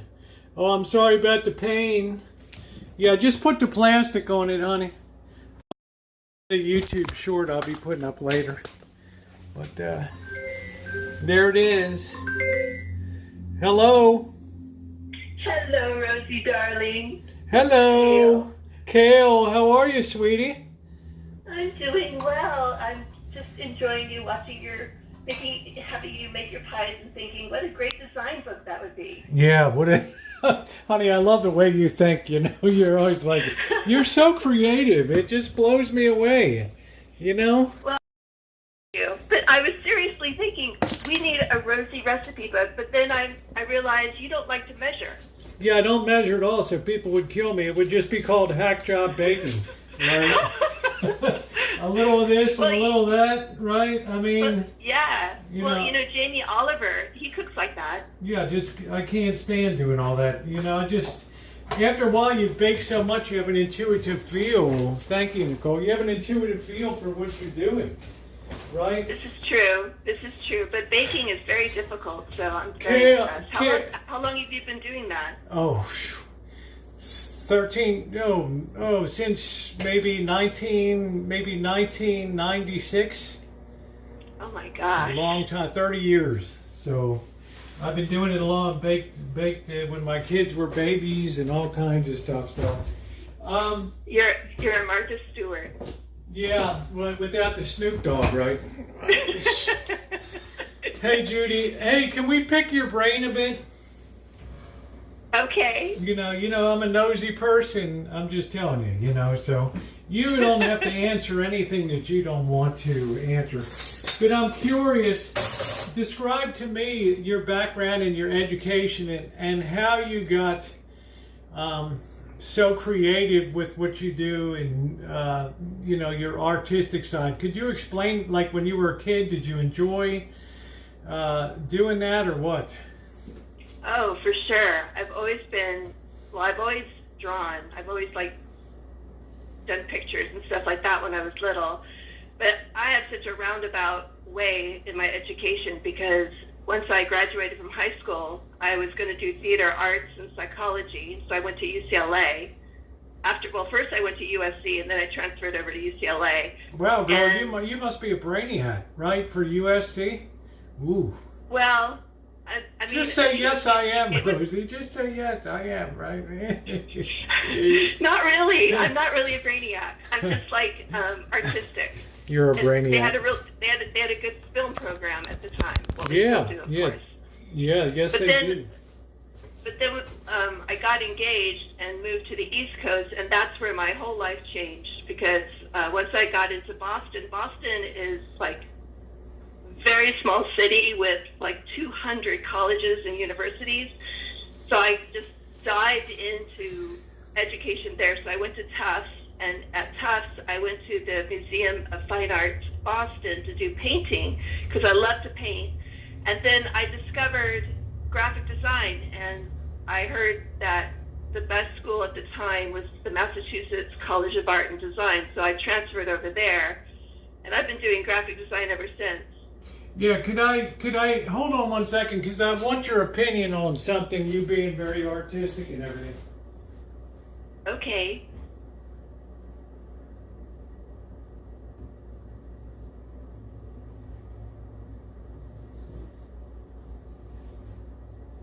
Hello, chat.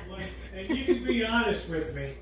Like if I applied to CHOPS or the Massachusetts Design Institute or something like this, I mean, what do you I don't see it yet. Okay. That's brilliant. I love it. Isn't that it? I mean, everybody has their own expressive style, right? So yes, they do. It's very organic. I love it. yeah, I'd call it postmodern, modern sort of flop art or something like that, right? Using body part art. People are always particularly drawn to the feet that I did on here. Well done. It kind of reminds me of a hand. Yeah, well, that's what I used. I just put my hand down on there and did it. Oh, you know, see? That's awesome. Look at what June's like. Oh my God, Rosie. I love it, Rosie. Good handwriting. Fantastic. Good handwriting. So yeah, this is my entrance thing for the school, right? You think we can work on that a little bit? I think you should put that right into your portfolio. Right into the portfolio, baby. Hey, Seattle Judy. Hi, sweetie. You know, I keep that for the times that people tell me I have no artistic talent. I can pull that out, and then they're like, they don't even know what to say when they see it, you know? Oh my gosh, you are all about being artistic. That's what down to your green thumb, like your gorgeous backyard. Oh my gosh. Yeah. Well, when are you coming down to visit in your ProMaster, right? Oh, I cannot wait till that build is done. I have to tell you, watching these videos on YouTube with people converting their vans looks so easy and fun. It's not. It's horrible. I hate it. I'm hating this experience. It's my first and last time ever doing this. It's so stressful. It's so expensive. It's just a very frustrating project, and it's so slow. And I lose interest really fast, so I have to really just focus, which is hard for me to do. It's a long process, and that's when I said, you know, but I've had a lot of people want me to do a van build out for them. But after the ones that I did, and then the one I did for Elvis Travels, I said, you know what, that's the last one I'm ever going to do, because, you know, taking something all the way down to the floor and, you know, and then building it up and all that, so, you know, that's it. It's very hard. You're working in a small area. You got to worry about puncturing gas tanks when you put stuff through the floor, and you know, So you've done it. Yeah, so it's not square. Yeah, you Everything can see is the whole curved. playlist called Van Conversion down there of taking a 1998 Coachman camper van and gutting it and totally redoing the van. I've done all my RVs. You can see lots of repair stuff I did, fixing generators and all kinds of stuff. I have to dive into that. And I did not know. This is one thing I did not know about you. Yep, I had 3 RVs, three different ones. How? I just can't imagine more than one. Yeah, well, I don't know. The first one I had was the coolest. It was a 1974 GMC motorhome. It was the first and last RV that was totally designed by a car company from the ground up. And it was, I don't know if you ever saw the movie Stripes with Bill Murray and John Candy. But yeah. Long time ago. Yeah, it's very vague. That's the RV that was converted into the, for the movie and stuff, so. Wow, Yeah. that's a project. Oh, yeah, I've had a few of them, right? I've had a few of them. Well, you're good at this, though, because you did your second little house there. You redid that. I watched those videos. So you're just a renaissance man. You know everything. Your dad does a nice job. You can tell he knows how to do stuff the right way. Oh, he does. I could not do this without my father's help. There's no way. I don't have the brain for it. Well, honey, you have the brain to make that thing look beautiful. I know that. So, I mean, that's the bottom line on that. I know that. Well, you'll see it. You'll see it one day, whenever I get it done. I can't wait. But take your time, because you'll look back on those days of working on it. You'll have a lot of pride. You'll think how cool it was to have been engaged in a project like that. Yeah, it's special times with my father. Yeah, exactly. They're irreplaceable. You know? Nicole's like I'm traumatic. holding it dear. Look at Nicole, traumatic flashbacks incoming, you know. From the van conversion work that I did. Nicole is still psychologically affected. Whoa, it's getting windy now. Woo! Yeah, you are having a storm. We had that storm this morning. I think it's our storm that came down to you, but it seems like it's more fierce on your side. Yeah, Bird Kitchen Stadium is still standing, bro. It is. Yeah, it's fun the first time. It was okay the second time. It was, I got burned out the third time I did it. So I said no more. That's enough for me. Right? That was enough for me. So hey, when are we going to do your design stuff? I know, honey. I have that thing, because the only thing I want now is just the YouTube channel on it. That's the only thing. So I'm embarrassed. I got all wrapped up in church stuff and all kinds of stuff now. So it's taking. I know you're super busy. Yeah. What about your book cover? Well, I'm on my fourth go-through, my fourth time going through with revisions and things. So I'm a very serial person, meaning that I have to have one thing absolutely done before I can move on to the next. So. Yeah, I understand. She has a channel. Could the moderators please drop the link to? She does true crime and you do true crime. Yeah, haunted. You do very eclectic things. So please put down her. You have one channel or two on there? Well, the Scarlet Motive is where I basically do my videos, and if I ever live stream, I'll do it on Kale. But thank you. All right, so please put her link into the chat there. It would be very appreciated. She's a generous person. She does a lot with Black Bigot and everything that he does. You've been a big part of his channel too. Not Black Bigot, but Lamont at Large. I mean Lamont at Large, yeah. So, yeah. You've been a good friend of his for a lot of years. Yeah, I think I've been helping him for 4 years now. Like, time has flown by. There is the link. Shae has kindly posted the link to the channel. Thank you, Shae. There it is, right there. Thank you, Shae. Yeah, please sub up. And if you guys are content creators, don't ever hesitate to let us know so we can put your channel up so people can see your content. I can tell you one thing about Kale stuff. She puts a lot of time and effort into the videos that she does. There's nothing schlocky about the work that she does. So trust and believe. They're very well done. Thank you, Rosie. Where did you Thank get you. That's so kind of you. Where did you get all your graphics training from? Well, so when I transferred to the Massachusetts College of Art and Design, that's basically where I learned everything. So I took like my drawing, I took my oil painting, I took everything and just put it into graphic art. So I like my kind of style, it gets more textural. If you look at my portfolio, it's got a lot of texture to it because of my background of oil painting. But after I graduated from college, I just basically have been self-employed. Well, I went to a couple agencies, and then I've been self-employed since 2007, where I've been working for MIT. And then I quit MIT just a couple of years ago. So kind of been working, helping out Lamont. What do you think about AI and all that stuff? Oh, it's crazy. I don't know. I'm still trying to wrap my head around it. Like, I kind of like it and I kind of don't like it. Like, when I read AI for what it's written, it's cold and detached. So I know it's AI.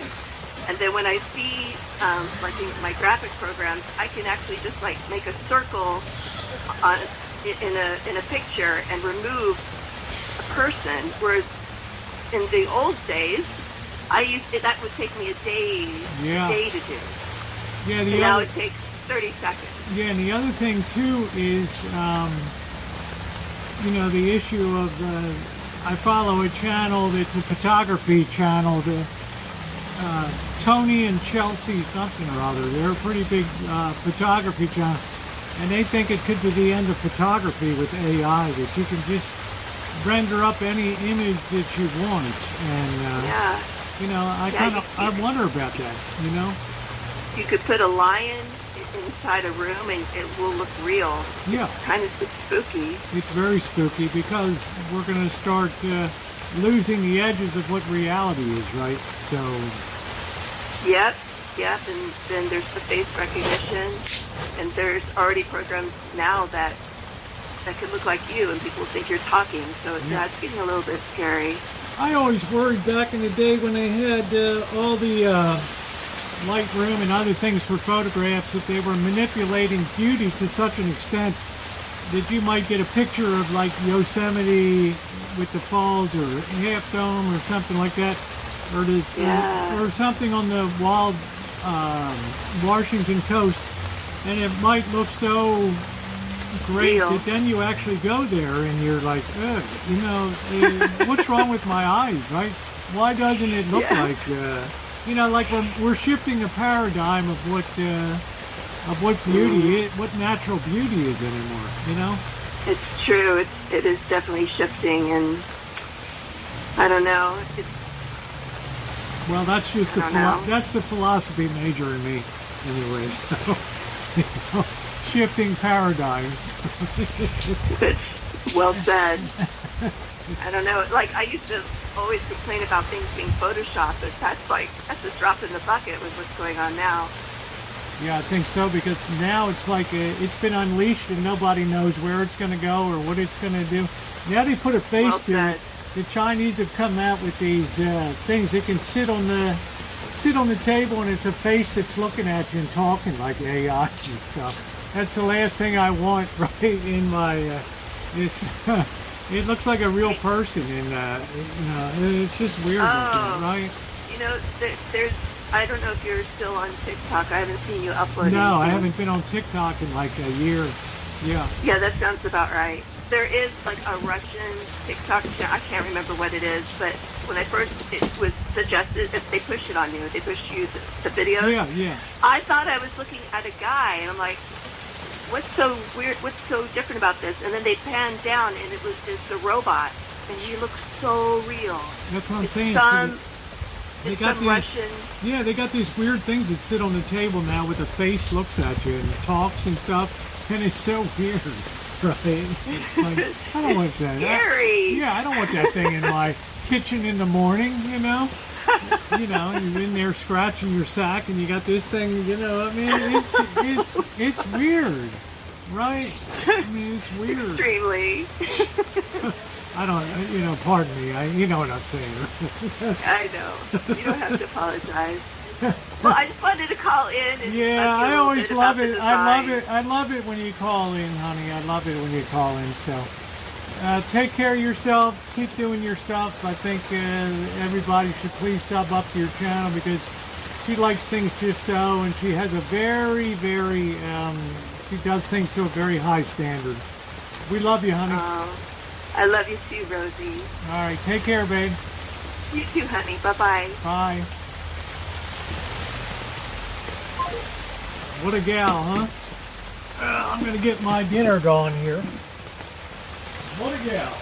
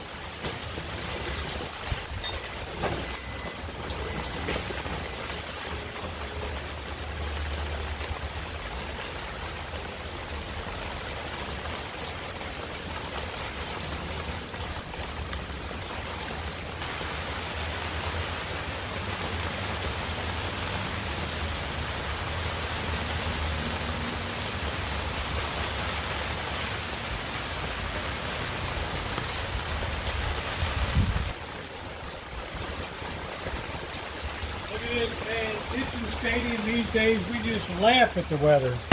We just laugh at the weather.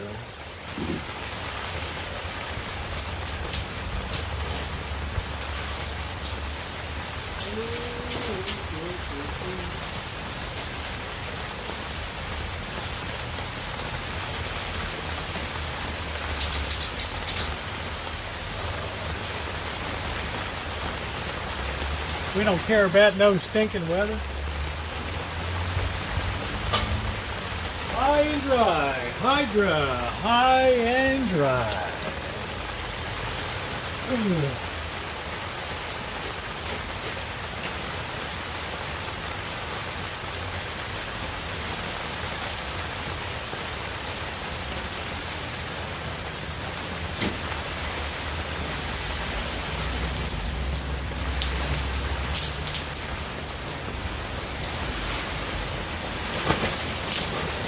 Did Nicole just say that she likes the very soothing, I love the rain? Good Lord. Really? Ah. And June, I love rain? Are you kidding me? Am I the only person who likes blue skies and sunny days?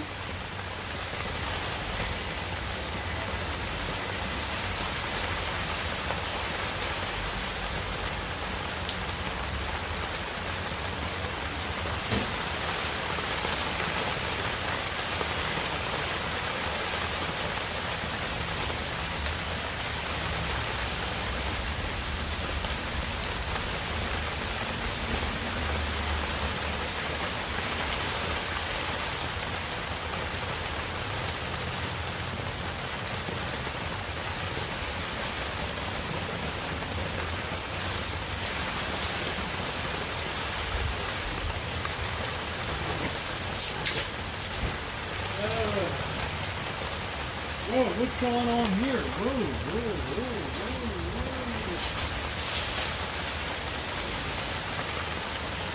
Got urban and small stream flooding here. Microarthritis. Yeah, there you go. Thank you, Katie. Thank you. Freaking Nicole. Told you this kid was a little weird. you know.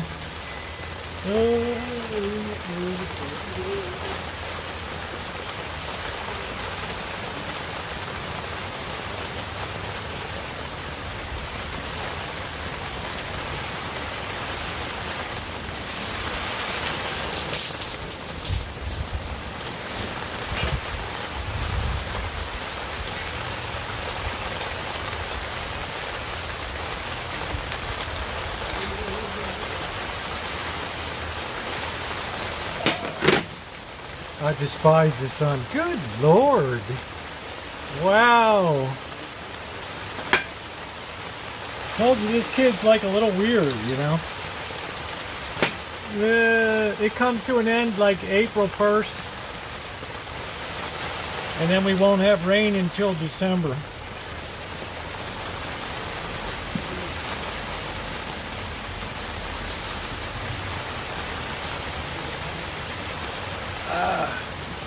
Luckily, it's not too cold. It's a little windy tonight.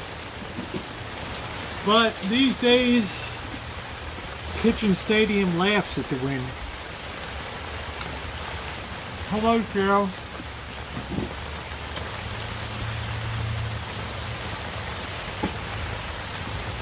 We've been having a nice call-in night tonight. Do you want to call in and yell at me tonight?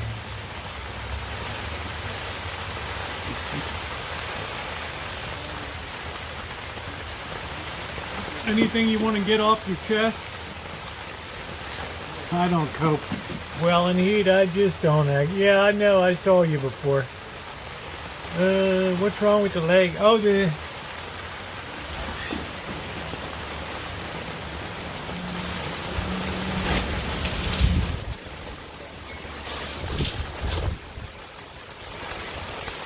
Wow, I always worry about these trees coming down. Hello? Hey, it's Shae. Hey, it's Shae. There we go. Hey. What's going on, Shae? Not much. I'm taking it easy. Had a long day today. I think you have a lot of long days. Yeah, I have a lot going on. Let me just stir my noodles. Hold on a minute. Entertain the crowd a minute, Shae. That's right. Stir the noodles. Although I'll never stir them. I'll just watch you do it. It's nice to see Shae. It's nice to hear her voice. Yeah, the wind's not too bad tonight. I mean, we've had worse here. Well, that rain is really loud. It's super loud. I don't know how you can put up with that. Does anybody have a favorite Shae moment? I can tell you what mine is. When she told me about her sister, they were on vacation down in Wildwood, Cape May, down in that area. And she's like, I finally had to move out of I had to get away from my sister and get my own room because she actually talks more than you do, Rosie. I was like, wow, wait. I thought that was great. Wine country, I'm over the rain too. Well, it's funny because everybody wonders why I can sit through your live stream every night. Not understanding. I'm trained. I'm highly trained. Yeah, I mean, we're thrilled to have you here. How's your mom doing? She's doing okay. Her birthday is tomorrow. And but I'm keeping her busy. She's applying for a grant for my church, and it's an evangelism grant. So it's about $5,000. Oh, that'd be nice. Grant. That would be nice. Yeah. I hope she gets it. So, yeah, she's working really hard. She's working really hard on it. So now explain to me this grant. Does it have to do with the church evangelizing, or does it have to do with her or you evangelizing? No, the church evangelizing. I actually signed up my sister since she talks so much. I signed her up for evangelism training. Man, your sister sounds like she would knock them dead out there with evangelist. She does. She actually brought me about 5 new members. Wow. Believe it or not. So even though my church is not open because of the repairs that are needed, I still have people joining the virtual church. So it looks like the angle that my mother is using is virtual evangelism. Well, that's pretty cool. Yeah, I would say, you were kind enough to send me the pictures. Yeah, I'd say you pretty much got your hands full. Yes, I do, but I try my best between work and the church. And, yeah, I know you do. You got a lot of heart. Yeah, I try my best, and then, and of course I don't sleep. That's the other thing.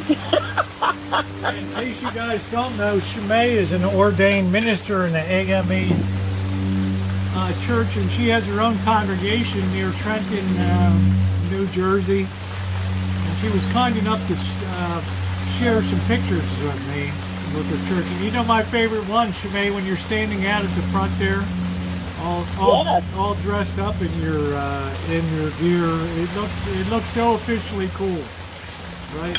Yes, my collar, my clergy collar. Yes. Is it hard to preach? No, it isn't. Like, how do you take ideas from the Bible, like the New Testament, what you're going to talk about this week or whatever? Actually, there's a lectionary, so their scriptures already scheduled based on the time of year or church holiday and or event, and so I follow that. For Bible study, I get inspiration from everywhere. Yeah, happy birthday, Shae's mom, for sure. She's a minister too. She's an ordained minister. She's actually not a minister. She's an evangelist, but she's licensed to preach. That's the difference. In my denomination, you have to be licensed. Let me tell you, Nicole, if you were in my congregation, you'd be burning in that seat, honey. I'd be knocking the roof off of that place. Well, the church is always open to everyone. The church is always open to That's what I love about it.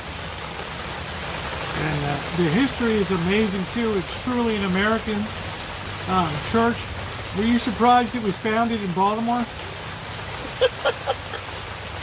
Well, I think that's that might be the AME Zion. I'm just wondering. Yeah, it might be. I don't know. So that's out of Philadelphia. I think okay, that's cool. AME Zion. Well, you learn something new all the time. Oh yeah. And actually, Valentine's Day is the approximate birthday for Richard Allen, the founder of the AME Church. So we do have events planned around Founders Day for all the AME churches throughout the world, actually.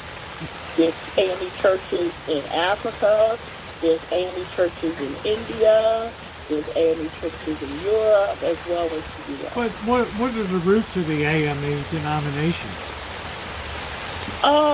It's Wesleyan. Yeah, but I'm saying, why did it come about?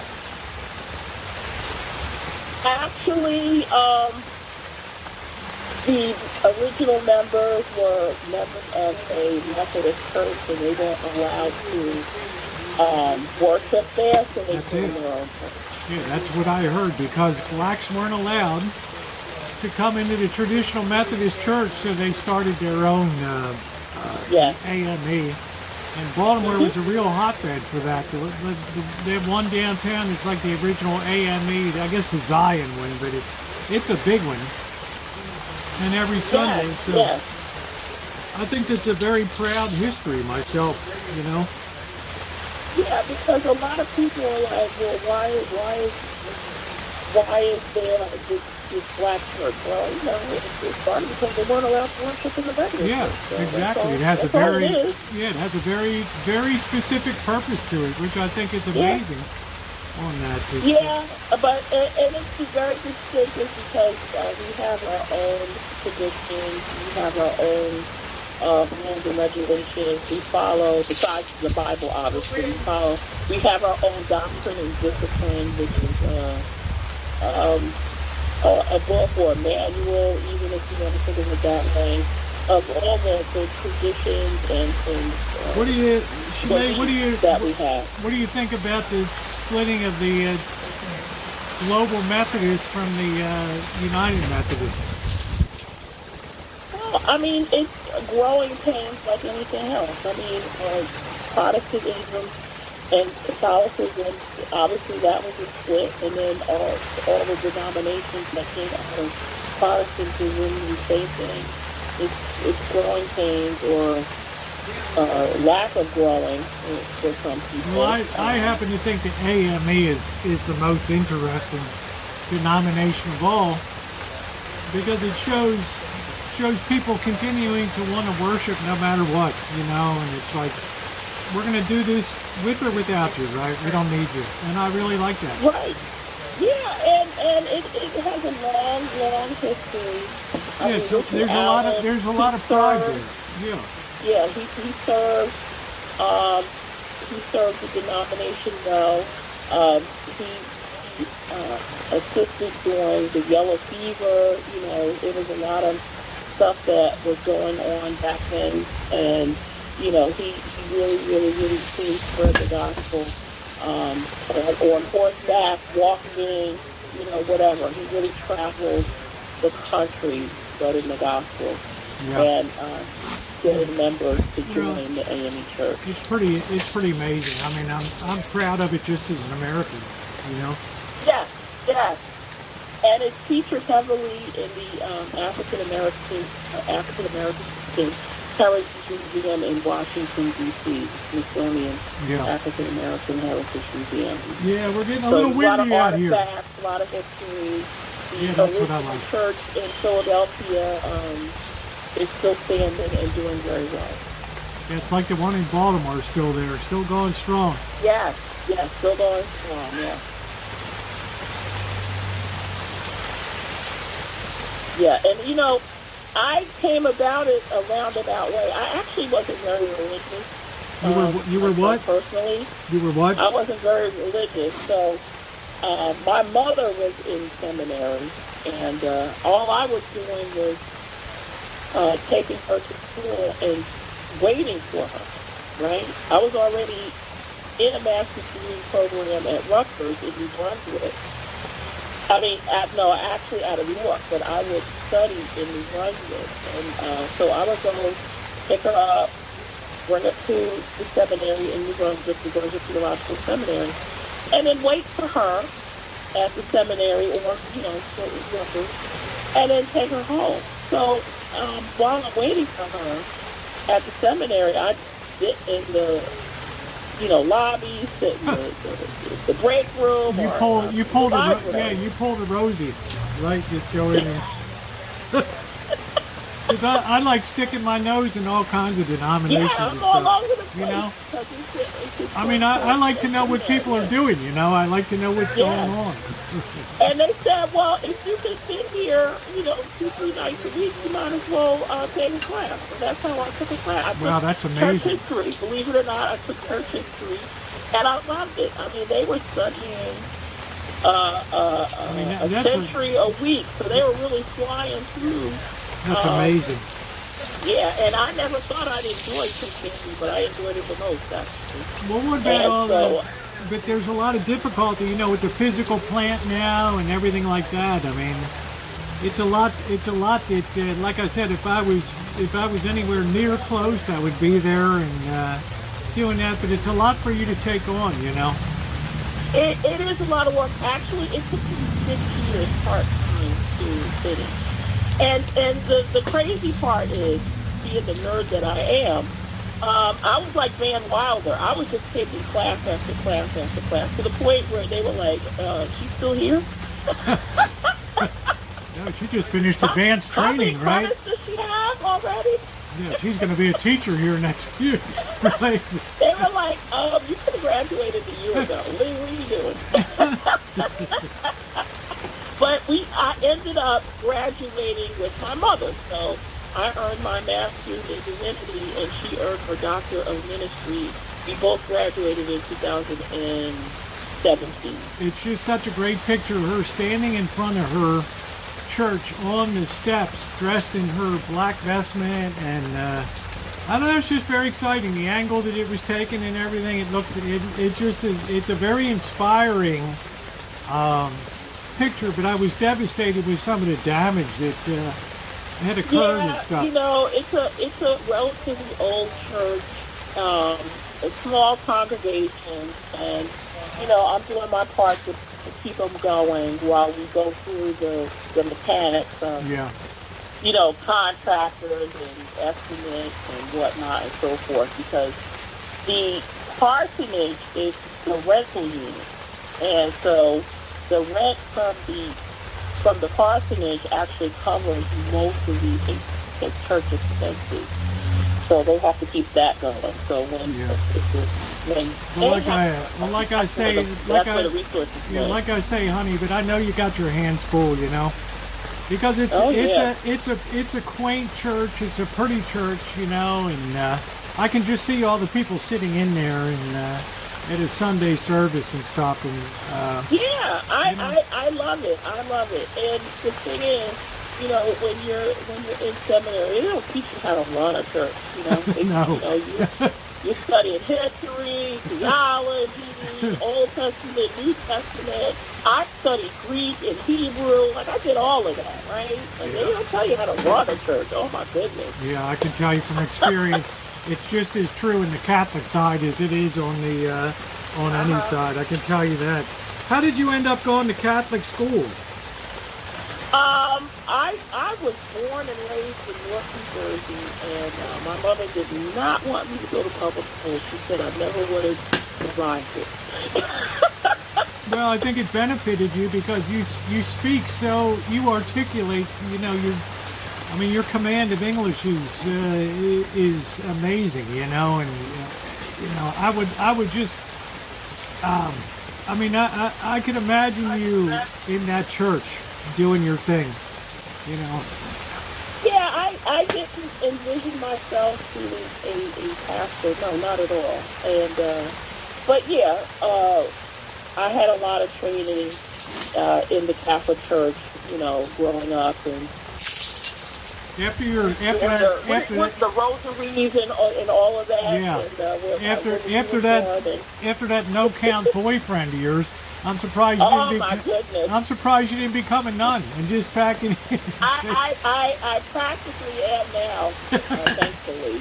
And so I can keep my 6-figure salary and my pension and Social Security all to myself. Shae, I just need a cat and a tiny house, and I'm good to go. You say the word, and I'll get the guys to come down from Hoboken. We'll straighten that guy up down there, okay? Oh, no, he's harmless. All right, okay. If you say so. All right. No, he's harmless. Okay. That no count. He's just crazy, that's all, but he's harmless. Did your mother like him? Oh, you know, tell the truth. Him when he actually liked to take her places and do stuff and with her, and because she was very active in the community and different organizations, and she used to be a vendor and she would sell stuff, so he would take her. Because I had to work, I always had to work, so. Yeah, you're a hard worker. You've always been a hard worker, Shae. Yeah, you know? You know, weekends and stuff, we would take her places, drive her around, stuff like that. But, you know, even though I'm taking care of his stuff in my storage unit, still my stuff, his stuff, and my mom's stuff, you know, and it's really annoying. So actually, I plan on getting rid of it, finally. Just blow it all out. Yeah, you know, if it's in storage for that long, and I'm almost paying $200 a month for it now. Wow. Is that what they... my mom. Yeah, I'm sorry about the ads, Cheryl. I have no control over what YouTube does. You know, It's crazy because we've got music, so it's not even a monetized chat. So go figure, you know. It's crazy. I don't know. I guess Cheryl's a better audience up there. She's getting a lot of ads, right? Well, it's always amazing to hear from you, Shae, and happy birthday to your mom. I think that's wonderful. Is your mom still taking lessons? Yeah, she had a music lesson yesterday. Wow. Yes, she did. She's working on chord progression. Okay. Well, I explained that a long time ago. I dropped them lessons like a hot potato. I was like, I don't have time for this. well, we love you and your mom. We even love your sister too. Probably even more. Yes. Right. Yeah, and my mom doesn't like me to tell anybody that she's turning 84 tomorrow. Well, 84. God bless her and God bless you. All right. All right. Always an honor, Shae. Take care. All right, thanks. Bye. You know, it's devastating the damage that was done during the pandemic to the church. It's amazing. It was just heartbreaking.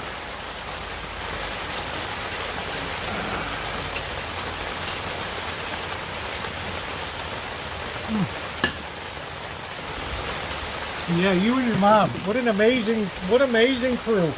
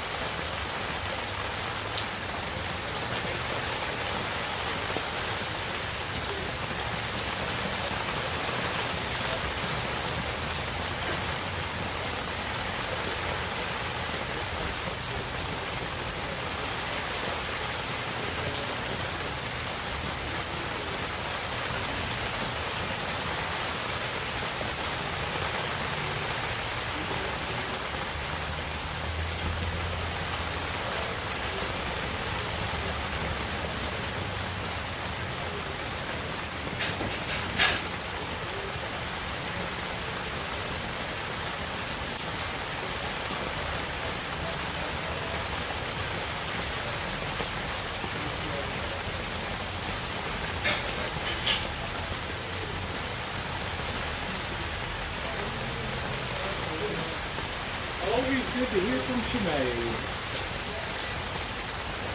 Kitchen Stadium is standing.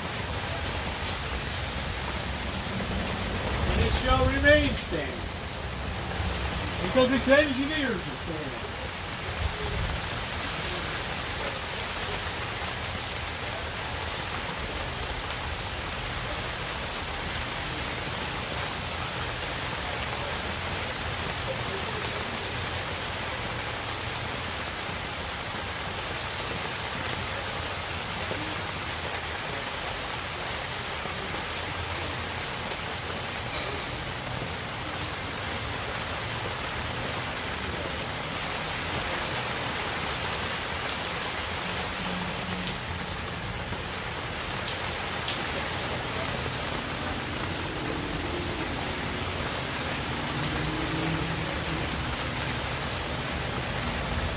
Oh, brother. Oh, man. Yeah, there's a good picture of those two together. But there's a classic picture of Shae standing in front of her church front doors, and it's just, it just gives me a warm, fuzzy glow every time I see it. I love it.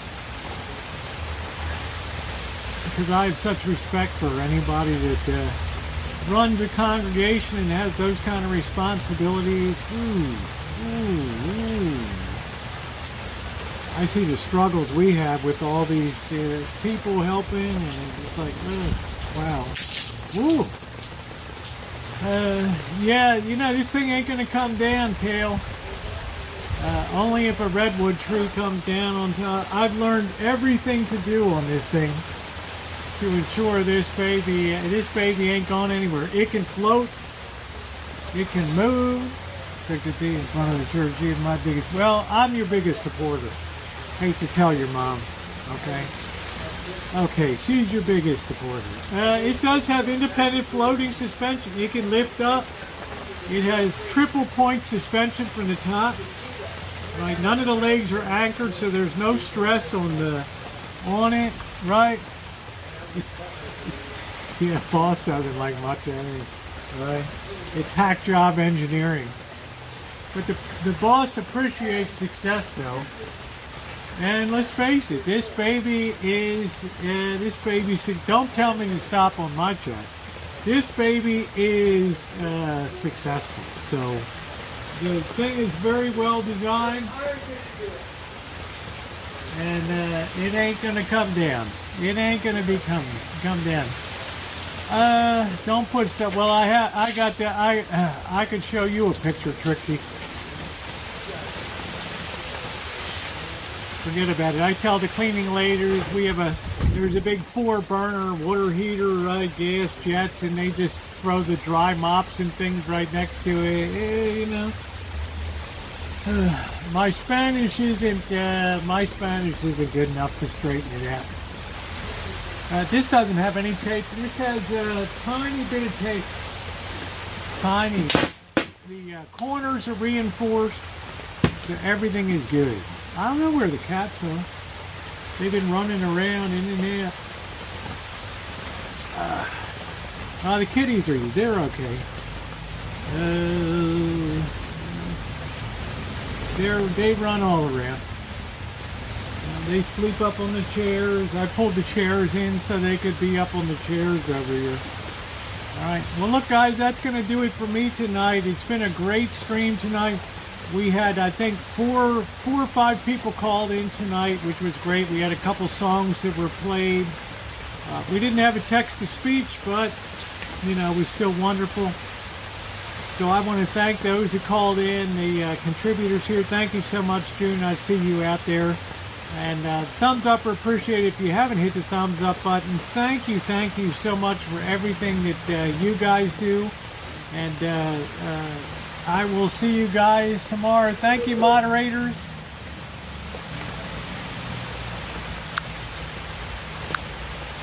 Do do do do do do do do.